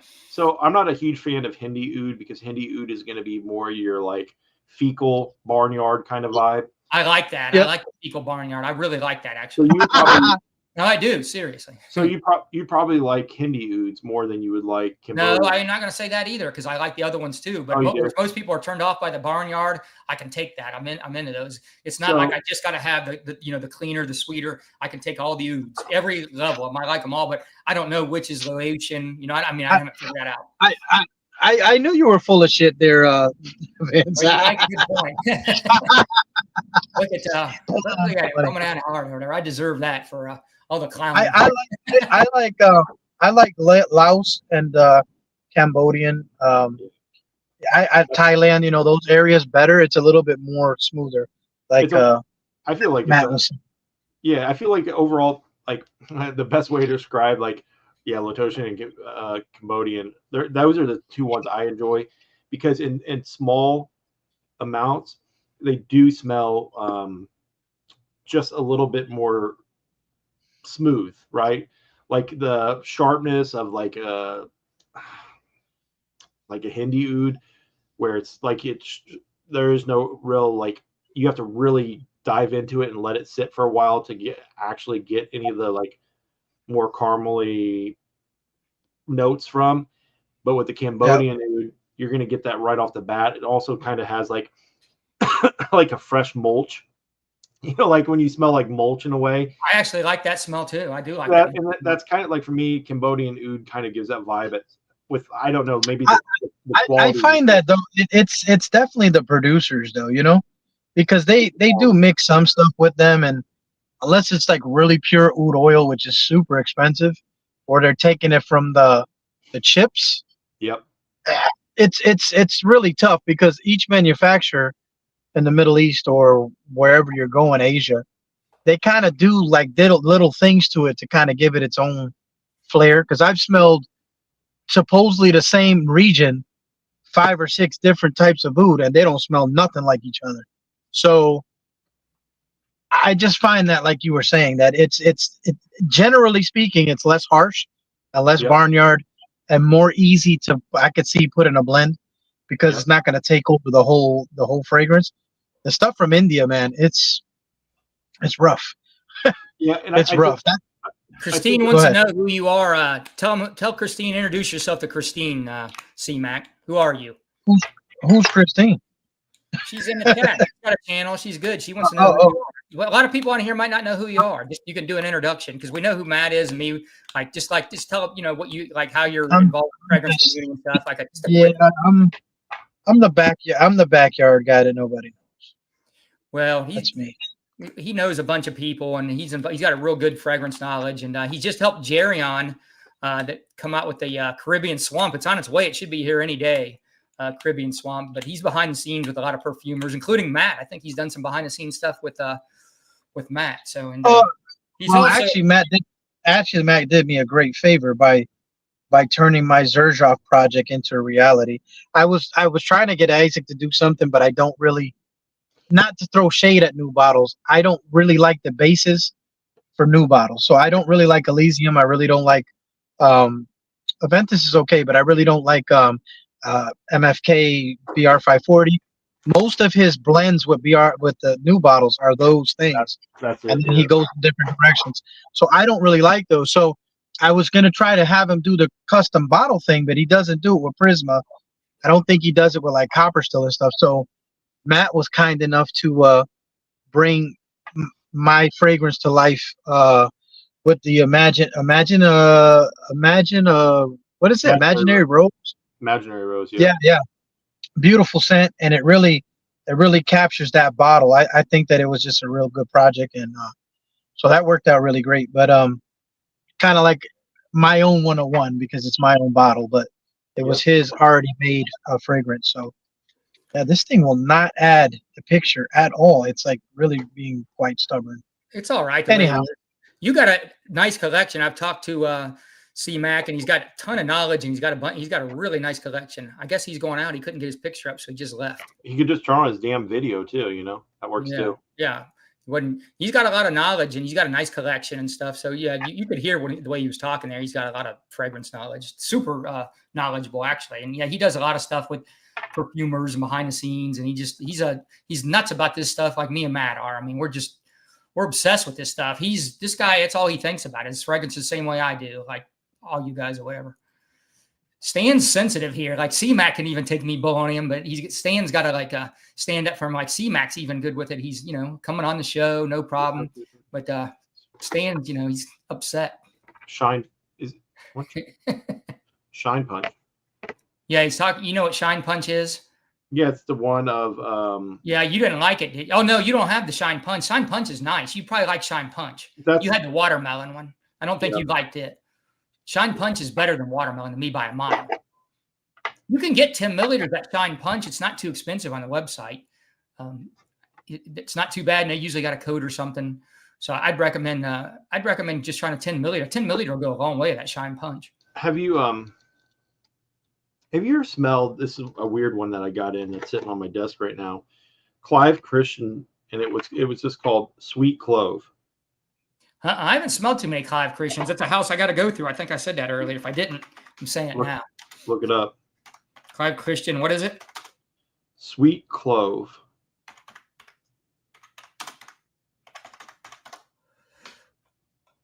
Did they call it E? Gourmand? Yep. That's the real name of it, right? Yeah, so weird story. Oh, yeah, this has got to be good. Something I'd like. Yeah, I got, so like, this is going to be part of like that. This is fall right here. Isn't this fall? Besides that peach is kind of throwing me off a little bit, but still all the stuff at the bottom is fall. So this will be a part of like that whole 12 ml collection where I get like small amounts of stuff that's like one time get. It's like Royal Tobacco. That's the closest thing they compare it to. I'm smelling it here. It's got like this woodsy maple. Sounds like a fall banger, dude. Oh, you would like this. It is really nice.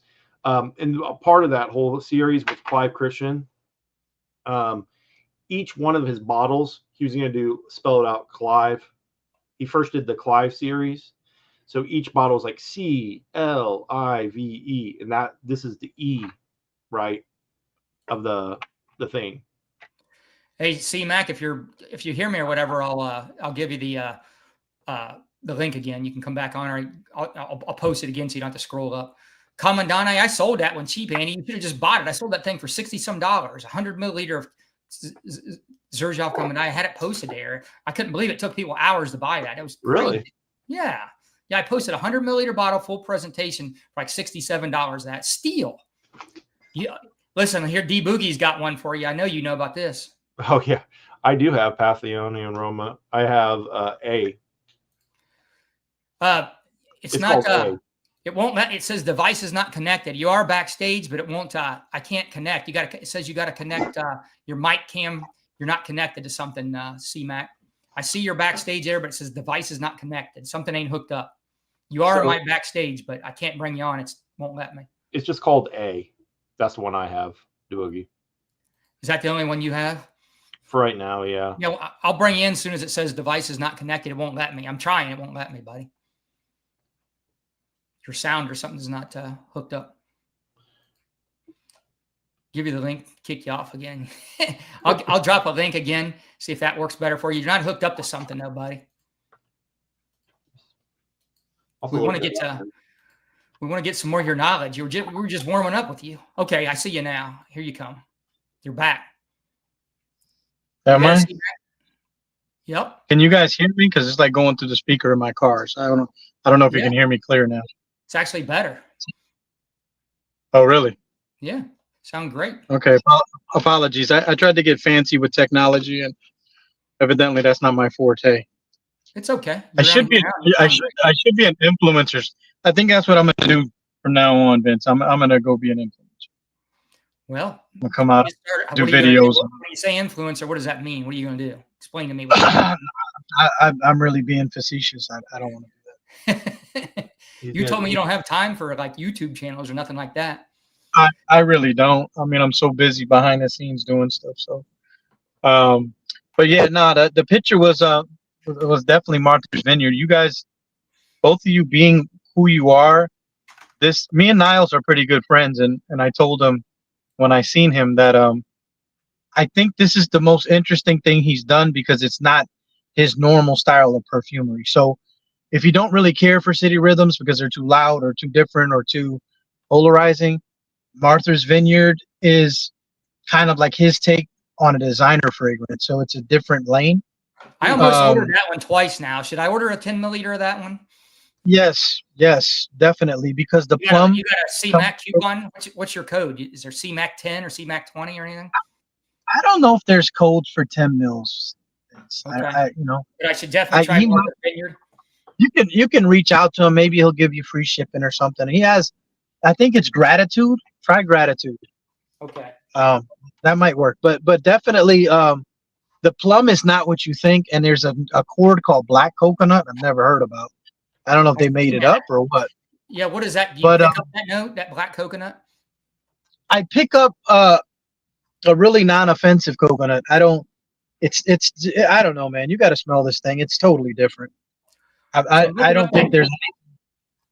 I'm looking at anything that he's talking about. D Boogie, is that like that's kind of like a chestnut, vanilla, artemisia, and jasmine? That's the break down those four. Do you know that one, C-Mac? What's that? That Travesina. I pulled up the one D Boogie. This one here from that Roma, whatever. It's a strange sounding fragrance. Oh, is that? Yeah. That's the Roma that has the weird letters on it, like it's from Italy.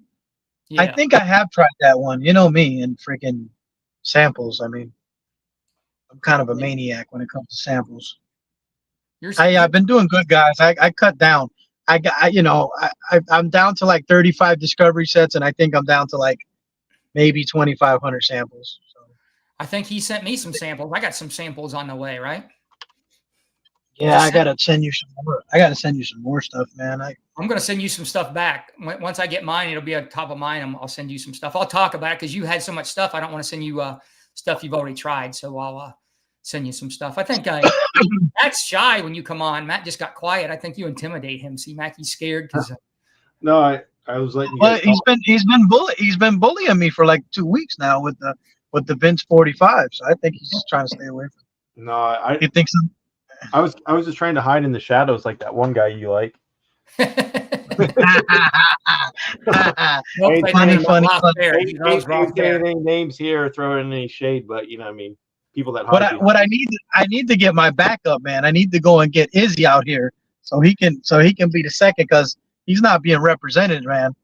You know, Vince got the weight on top of his head and stuff, and it's like, man, super disrespectful, man. Super disrespectful. You know? I don't even know why we were in the mood to do that day, C-Mac. It just turned into a thing. We're just in the mood to mess with you guys that day. I have no idea why. And I think we had joined Pops live, and we were just teasing him, and then we were like, man, let's just do this. It was pretty funny. I can't, Stan is from California. Pop 45 is pretty damn good, guys. I mean, it's like anything Barrett, you got to let it sit. But do you know that Barrett did my friend Dupree, good friend of mine, we did a discontinue Penhaligon. You were talking about Penhaligon.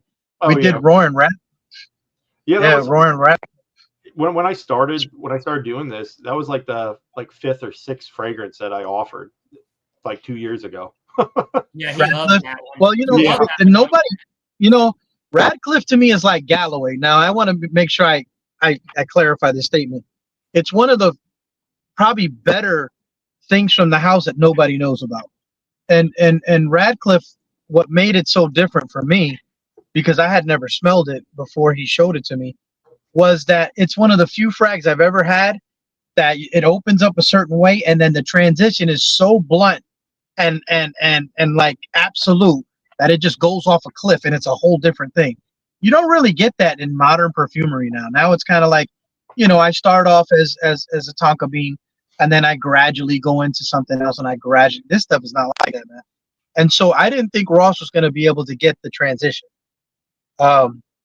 And at first I didn't really smell it, but now it's starting to get better. So anybody that does inspired things, man, you guys the listeners here need to know that aroma chemicals do not set up like naturals do, and you got to give them time.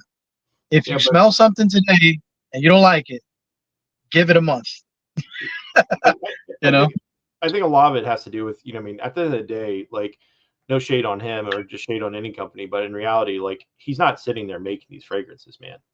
Like, at the end of the day, he's literally just buying oils and mixing them, or they're already pre-made. A lot of the stuff is pre-made. So at the end of the day, like, no one's putting their nose to it. And I think that's a huge misconception that a lot of people have with this whole like cologne market.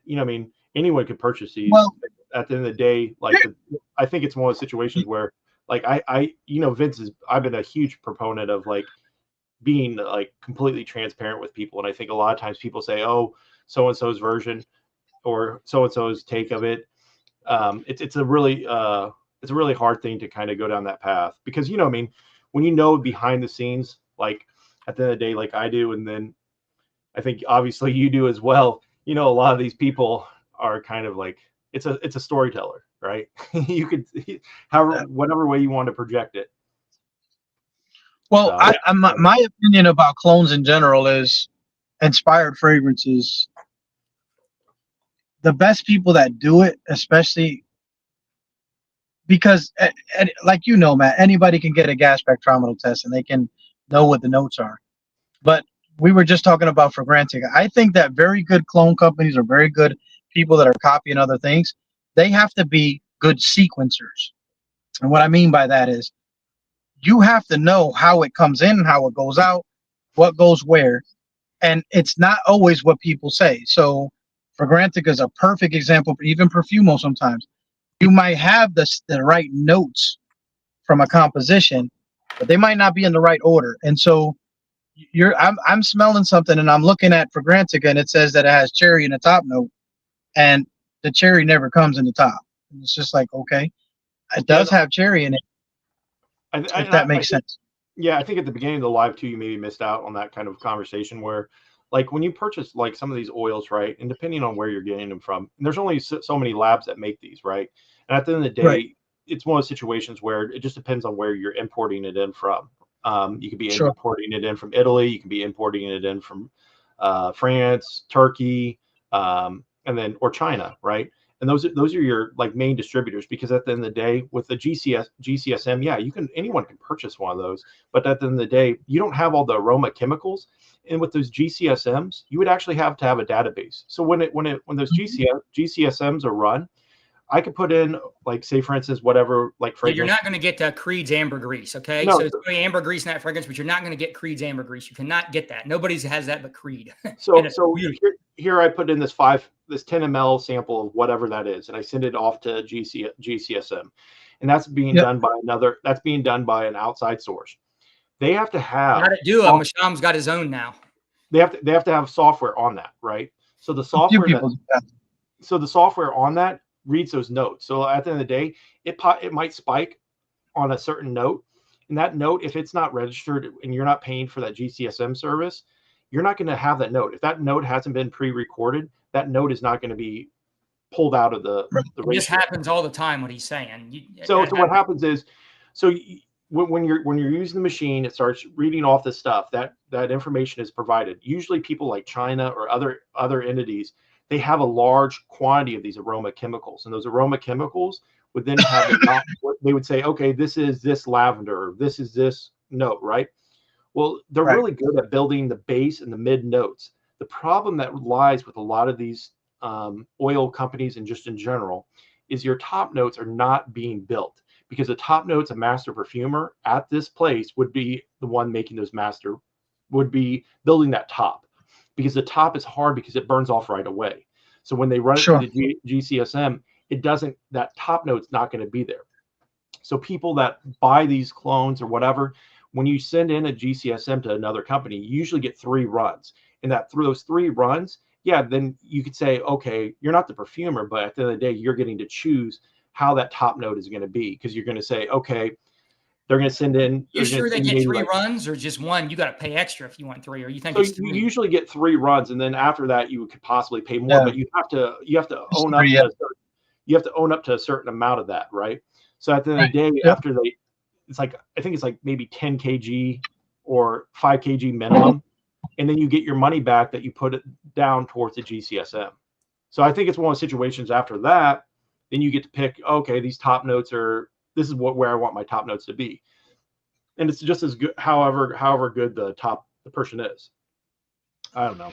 It's crazy. Well, that's why a lot of these clones go right to the mid, and they can't hit the top notes or whatever. A lot of times when you get clones, which a lot of people are happy with that, but the top notes are fun to experience, but they only last for 5 to 10 minutes, maybe 15, 20 tops. And then you're into the mids and dry dents. It's like, well, I only missed the first 15, 20 minutes. I'm, for the next 5, 6 hours, I'm happy. Yep. But I do like the top notes. I do like the art of perfumery, and I do like the top notes. I think like we were saying before too, I think that's where a lot of times with inspirations, you miss out on those top notes, because when you you gotta change to the Danny, when you miss out on those top notes, right? And that's what you're usually paying for from an inspiration, or you don't sometimes get the top notes, or transitions. Even when you get a real nice fragrance, there's a lot of transitions. A lot of times the transitions are very linear. Yep. Let's be honest, man. It's not even clones. It's everything. Like, the industry is tricking people into like making everything a sandalwood or a cedar wood or whatever base. Like, if you look at 98% of fragrances now, especially design, the industry has just gone crazy with bland freaking base notes, like really bland. Like, it's getting so boring. Like, for example, let's say Lucius. I don't know how familiar you guys are with FB Lucius. The opening on that is so nice. It's beautiful. But in like 15, 20 minutes, it goes into the most boring woods that you've ever smelled in your life. And I'm like, this is a $300 fragrance. You know what I mean? It's getting frustrating. Like, I think a lot of times too is like, and that just goes back to the same thing I was saying, is where they build up that top note experience where you're like, damn, I love it. Mm-hmm. The top notes are things that people really enjoy. Citruses, light florals. I hate missing that. I hate when I get mad about that. What's up when it goes away? Yeah, when I miss that, when a clone misses the top, I don't like that anymore. When I first got into this, I was like, oh, I'm good because I'm only missing 10 or 15 minutes. I hate that now. I want the top. Yep. So my question is, and I don't know if you guys, I think it's bullcrap, but a lot of people say that decanters are killing fragrances because we kill the top notes, but I never really see an issue. And I decant for myself as well, besides my I don't believe that customers. to be true. And I've never had that problem. I think the thing is from my understanding is like with, I think what it rolls into is that the oxidization of the top notes happen quicker when you decant. And so if someone's sitting on a bottle for a while, then your top notes are going to disappear quicker. That part is true. Yes. Because there is the oxidization of that. Now I've heard of people using like BHT or other kind of like preservatives to keep the top notes lasting longer in their fragrances, but you have to use those at a skin safe level. But at the end of the day, I think a lot of it rolls around in the fact that, like, yeah, when you decant something off, maybe by quantity, but I mean, 10 mils of juice ain't a lot of shit, man. I mean, I think it's just a myth. I've done a lot of different things, and I could see if you're just taking the bottle and spraying it, that would make sense. But we have syringes, we have all different types of ways of actually decanting it. So he's a professional decanter. Yeah, I think it's one of those situations. We've Vince and I both have seen where people reuse syringes or we cross-contaminate. We saw it on a live. Yeah, cross-contaminate, or you have issues where individuals spray. And then you're right in that sense, C-Mac, you would definitely see where people would lose those top notes because you're spraying a lot of them away. And when you're atomizing that, and then also then you're putting it into a 5 ml, 10 ml, and a lot of times they're screw capped or not properly. They're screw capped with not a good seal. And I think what happens is then that oxidization process happens quicker because it's not a tight, airtight seal. And then you're going to start to see that top note go away. Now, some people are okay with the top notes going away. And like the same thing with, like you said, with Barrett or myself or anyone, a lot of times when these oils are mixed fresh, your top notes are still there. It's just going to take a while for that process of meddling of the two aroma chemicals as well as then the alcohol. Well, I don't think people really understand the differences though, because I had to educate myself on maceration, on maturation, on oxidation, because what people don't understand is that when you get a frag from your house, especially an inspired, if you're going to buy an inspired fragrance, take it out the package, spray it, and then sit it.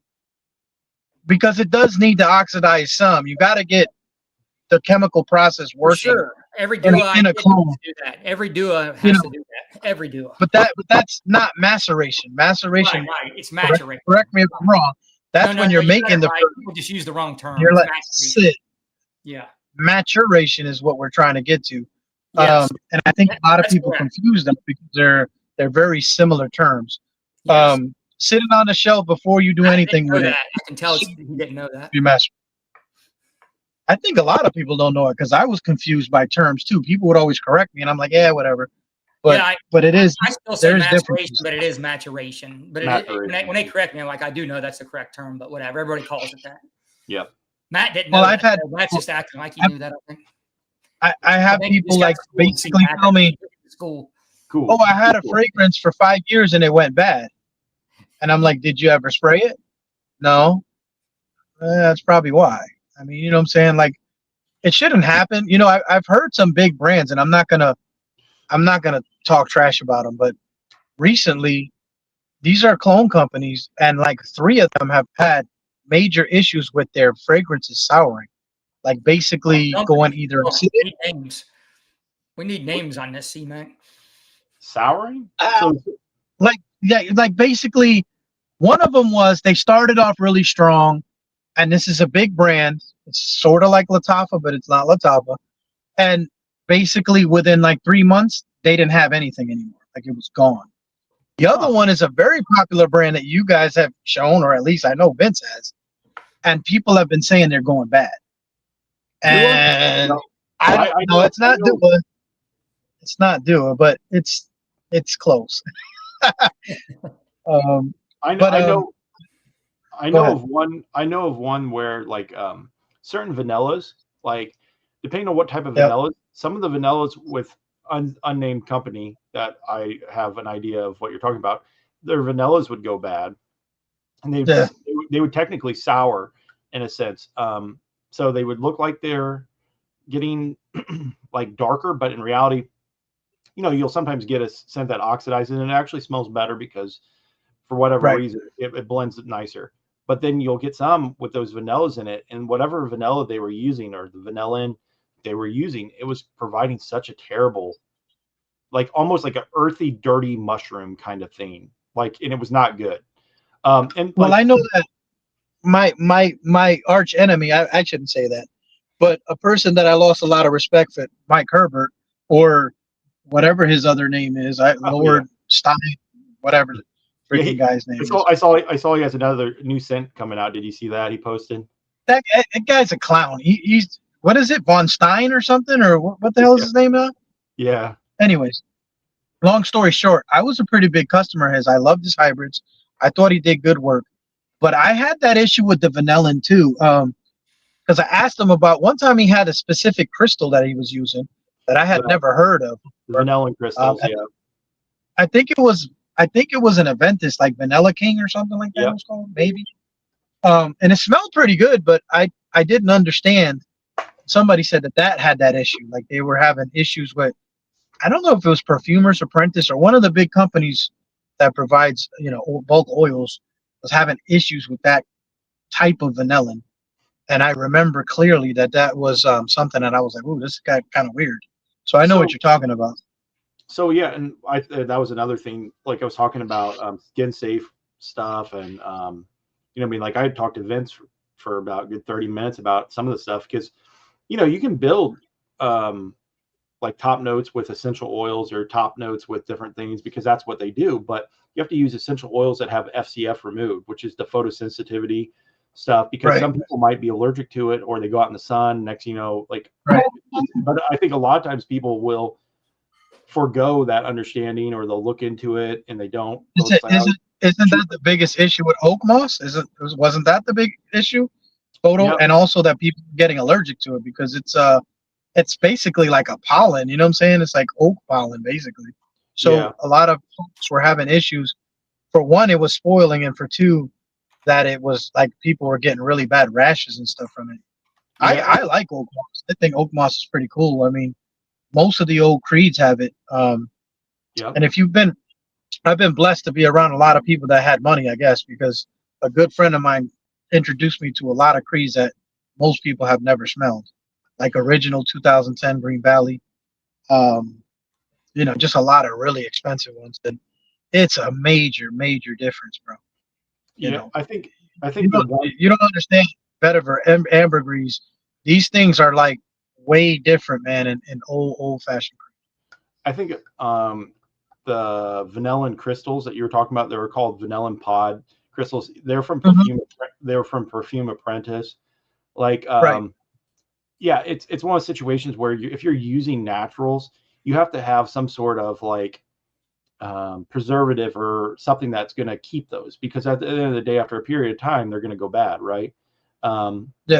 Just like any kind of naturals. And a lot of times with like a modern day perfumery, just talking with a lot of these distributors, they'll put in like VHT is one of the ones that was a term that was thrown around a lot, which is like at what's it, bilated hydroxytoluene. It's a preservative. Preservative, yeah. And so at small amounts, it's like generally considered safe at low levels. And I think a lot of times those will be in perfumes or different things that keep them from like being shelf stable, right? But if you start tossing it into stuff, you run that risk. And I think a lot of times you run the risk too, like where you're getting your fragrance oils from, or you're getting your stuff from, because like Perfume Apprentice, there's certain levels that you can use, and you just have to be really mindful. I try to be as mindful as possible to follow, you have to follow, like, you don't have to follow the IRFA guidelines, right? But and that's what that's an issue I have with Vince's boy. What is his name? I always know his name and I screw it up, but the dude that owns Dua, he pushes the limit. What is his name? Masham Raza. He's a nice guy. he pushes ambroxan all the time, way too much. I think that there's some stuff I've smelled, and I don't know, Matt. Do you agree with this? That if you push ambroxan too far, there's a reason why they only want you to use a certain percentage, because it really kills top notes. Like I've seen stuff in Duo that I can't even really smell the top of it. I don't know what the hell I'm smelling, and eventually it calms down. Maybe it's amber fix. Yeah, there's a lot of fixatives that, I mean, ISO-E, you put too much ISO-E in something and it's going to... Duo uses a lot of fixatives. They're all about performance. He goes a little heavy-handed with fixatives a lot of times. And I think it's one of those situations where, at the end of the day, like when you're doing like the clone stuff in general, or inspiration in general, like we said at the beginning, a lot of the stuff comes from the same place. You'll see, majority of the ones that we see, and Vince knows all too well, the lists come exactly from where they got them from, right? You'll see that pop up, the scents that come in. So at the end of the day, we'll just use generic perfumes. I'll have a list of these new fragrances they got. Next thing you know, like these clone companies all have that fragrance, whatever. We'll just use that one. But most of them are getting them from somewhere else, not necessarily generic. But like, this is just like one of the situations where you see all the same ones come in, and you're like, oh, well, that's why, right? Because there's only so many. But is generic is one thing and genre is another, or is that the same company? No, different companies. Different companies. So I don't know. It's just oils out of Kuwait.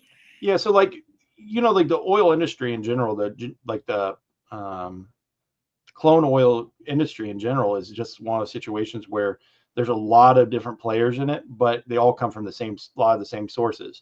And you can get high quality, or you can get low quality, or you can get mid quality, and it just depends on like how many sources you think there are. What do you think? How many main sources do you think there are? So you're saying generic could be a branch off of somebody else, and then some of your other ones are. So how many main ones? Do you think there's 5 main ones, 3 main ones? I know of 2 in Turkey. I know. Yeah, there's different countries. So I know there's like 5 countries that do it. So you have like Louisa. You have you have the ones in Turkey. That Louisa's in Italy, and then you have China, and there's like a whole sector that is that, right, of aroma chemicals. Like as in China, there's different provinces that handle different things. Like one province might be just ambergris. This one province might just be bulk oils. Do it like furniture, and this province does clothing, and this province does aroma chemicals. And they're all under Alibaba. Well, 9,000 companies. But each one has its own subsidy of a company. So you'll have one factory, and that factory might produce, and then you have runners, and those runners set up subsidy companies like LLCs. So like the way like a distribution chain works there is different, but they all might get from the same source. And the difference is like here in the United States, we create LLC. So like my business is an LLC, and you pull mine's too. So you come through this certain subsidy. So over there, the factory might not want to resell, they might not want to do their own selling. So they would handle that selling off to these other subsidy companies, and they might provide them like 50 kgs of a certain thing. And then they would pop up on Alibaba, and this person would pop up on Alibaba, and then you'd have these subsidies.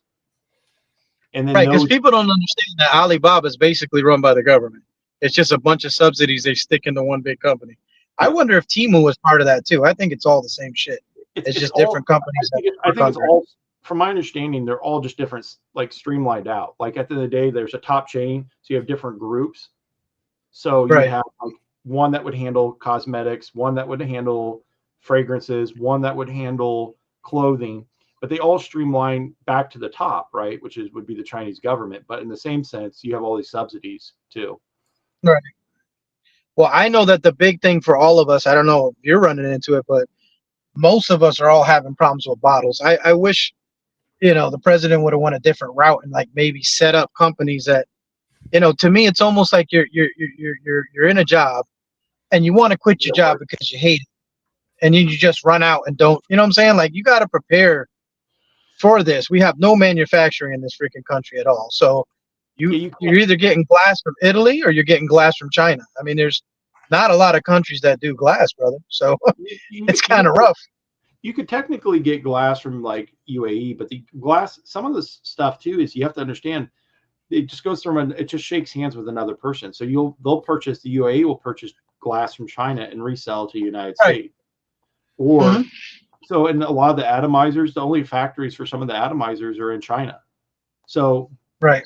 and at the end of the day, you can get, like for me, you're going to have certain things where, like when I knew the tariffs were coming in, I purchased a ton of bottles, but then Right. those bottles came in, and then I had to get more bottles. And then when I got the second batch of bottles that came in, they were missing some.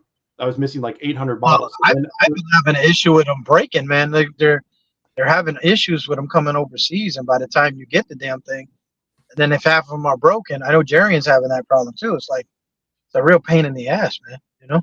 So you're looking at anywhere between 22 and 32 days for fast sea shipping, because it has to come over on a boat.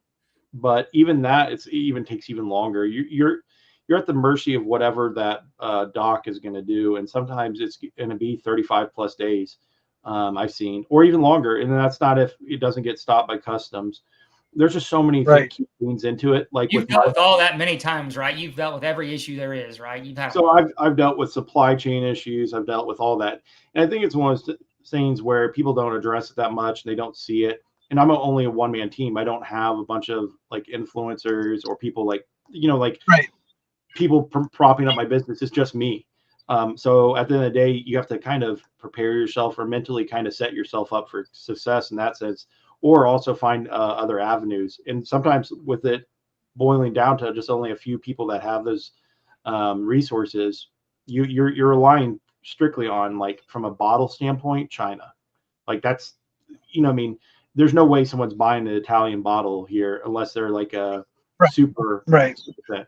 So unless it's like a niche brand like Salazar or like and at the end of the day, like no one's doing that. But yeah, I think I'm gonna head out here in just a second, Vince. All right, well, let's close the stream down and close this out. We've been on here a long while. It's been 2.5 hours. Let's just close it down. All right, thanks. What about Darian's new bottles? You like them, C-Mac? D Boogie's asking. I like them, but half of them are damaged, and it's just a pain in the ass. Like he's having a real issue with that, and we all have issues with supply stuff, man. I tend to use people I know for supplies. I mean, I was doing everything from big outfits like Alibaba, but Frank and Mazen, and there's a bunch of guys locally that source from there, but it's just easier to deal with them than. I mean, you get a big runaround with some of these big Chinese companies, and some of them are just folding. You get your stuff, and then all of a sudden they're gone. They're like nowhere to be found. So Ali will kind of work with you on some of it, but I like to have point men, because if I'm buying 200 bottles, or I tend to help other decanters like Pop and other people too. So it's important and paramount that I can get access to, and now everybody wants pressurized like Matt does. So that's the new craze that everybody's into. I like them, but I think on 10 mil. Yeah, I don't know. Isaac had them too. Did you have them before? You have them before, Isaac? Isaac had them first, and then like I have the second generation. I have the second generation pressurized. That there was the first gen, and those are what Isaac had, and maybe he switched on. But like the second gen have like the bigger the bigger doser. So Frank has those. So I like them, but I'm gonna be honest with you guys, and this is no disrespect to people that do 10s. I can't stand those. I think they waste so much juice. You only got a 10 mil, bro, and it's cute and it looks nice, and it dispenses it way less targeted. So I guess you can get more overspray on your shirt and stuff. But I find that on small quantities, I don't like them. That's just my opinion.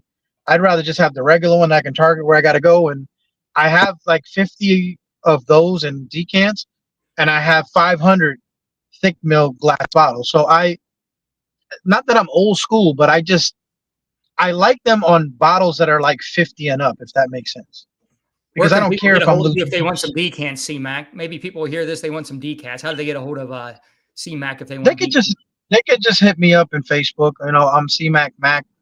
So it's MACC on the end, because Facebook sucks and they wouldn't let me just put my name in there. But I'm kind of selective, man. I'm not doing lists and stuff no more.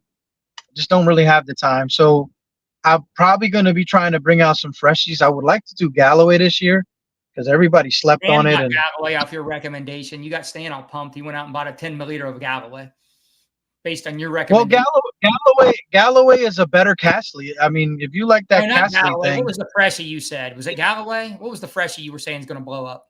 Stan went out and got yeah, that. yeah, I think it's Galloway. I think people, they overlook the white bottle because it's boring. So they go for Sedley, they go for Greenlee. Greenlee is a great green apple, but I tell you what, it's really mossy. You got to like the mossy dry down because it goes mossy, man. I like it, but a lot of people don't. They're expecting it to be like a Coral Fantasy or something where it just stays with the apple. You know what I'm saying? And it doesn't do that. Sedley and Percival but Percival is just a fancy fierce. I have a big issue with most perfumery nowadays because it's just copying everybody shits on clones, but from Boudicca down, they're all copying each other, man. It's ridiculous. Think about how many Tygar DNAs there is. Think about how many. Provenzano himself has 7 different Tygars, bro. Think about that. 7. I don't want any more Tygar. He's got Tiger. He's got Suspiro, Vibrato. He's got Arrakis. These are his own brands. He's got Christian Provenzano, Gladiator or Gladius or whatever. He's got an Electimus that's Tygar. So it's like smartest guy I've ever seen because he can take one DNA. Quentin Bish does that shit. Yeah. But I mean, I get it gets boring, man. They're good quality scents. Matt's looking unengaged with this. We got to wrap this up. Matt's ready to be done. All right. It ain't even the right night for him. So appreciate you coming on here, C-Mac. Thanks for coming on. Thank you, guys. Thank you. Have a good night, guys. Yeah, have a good night, everyone. Thanks, man. See you guys. Good night. Thank you, guys. Take care.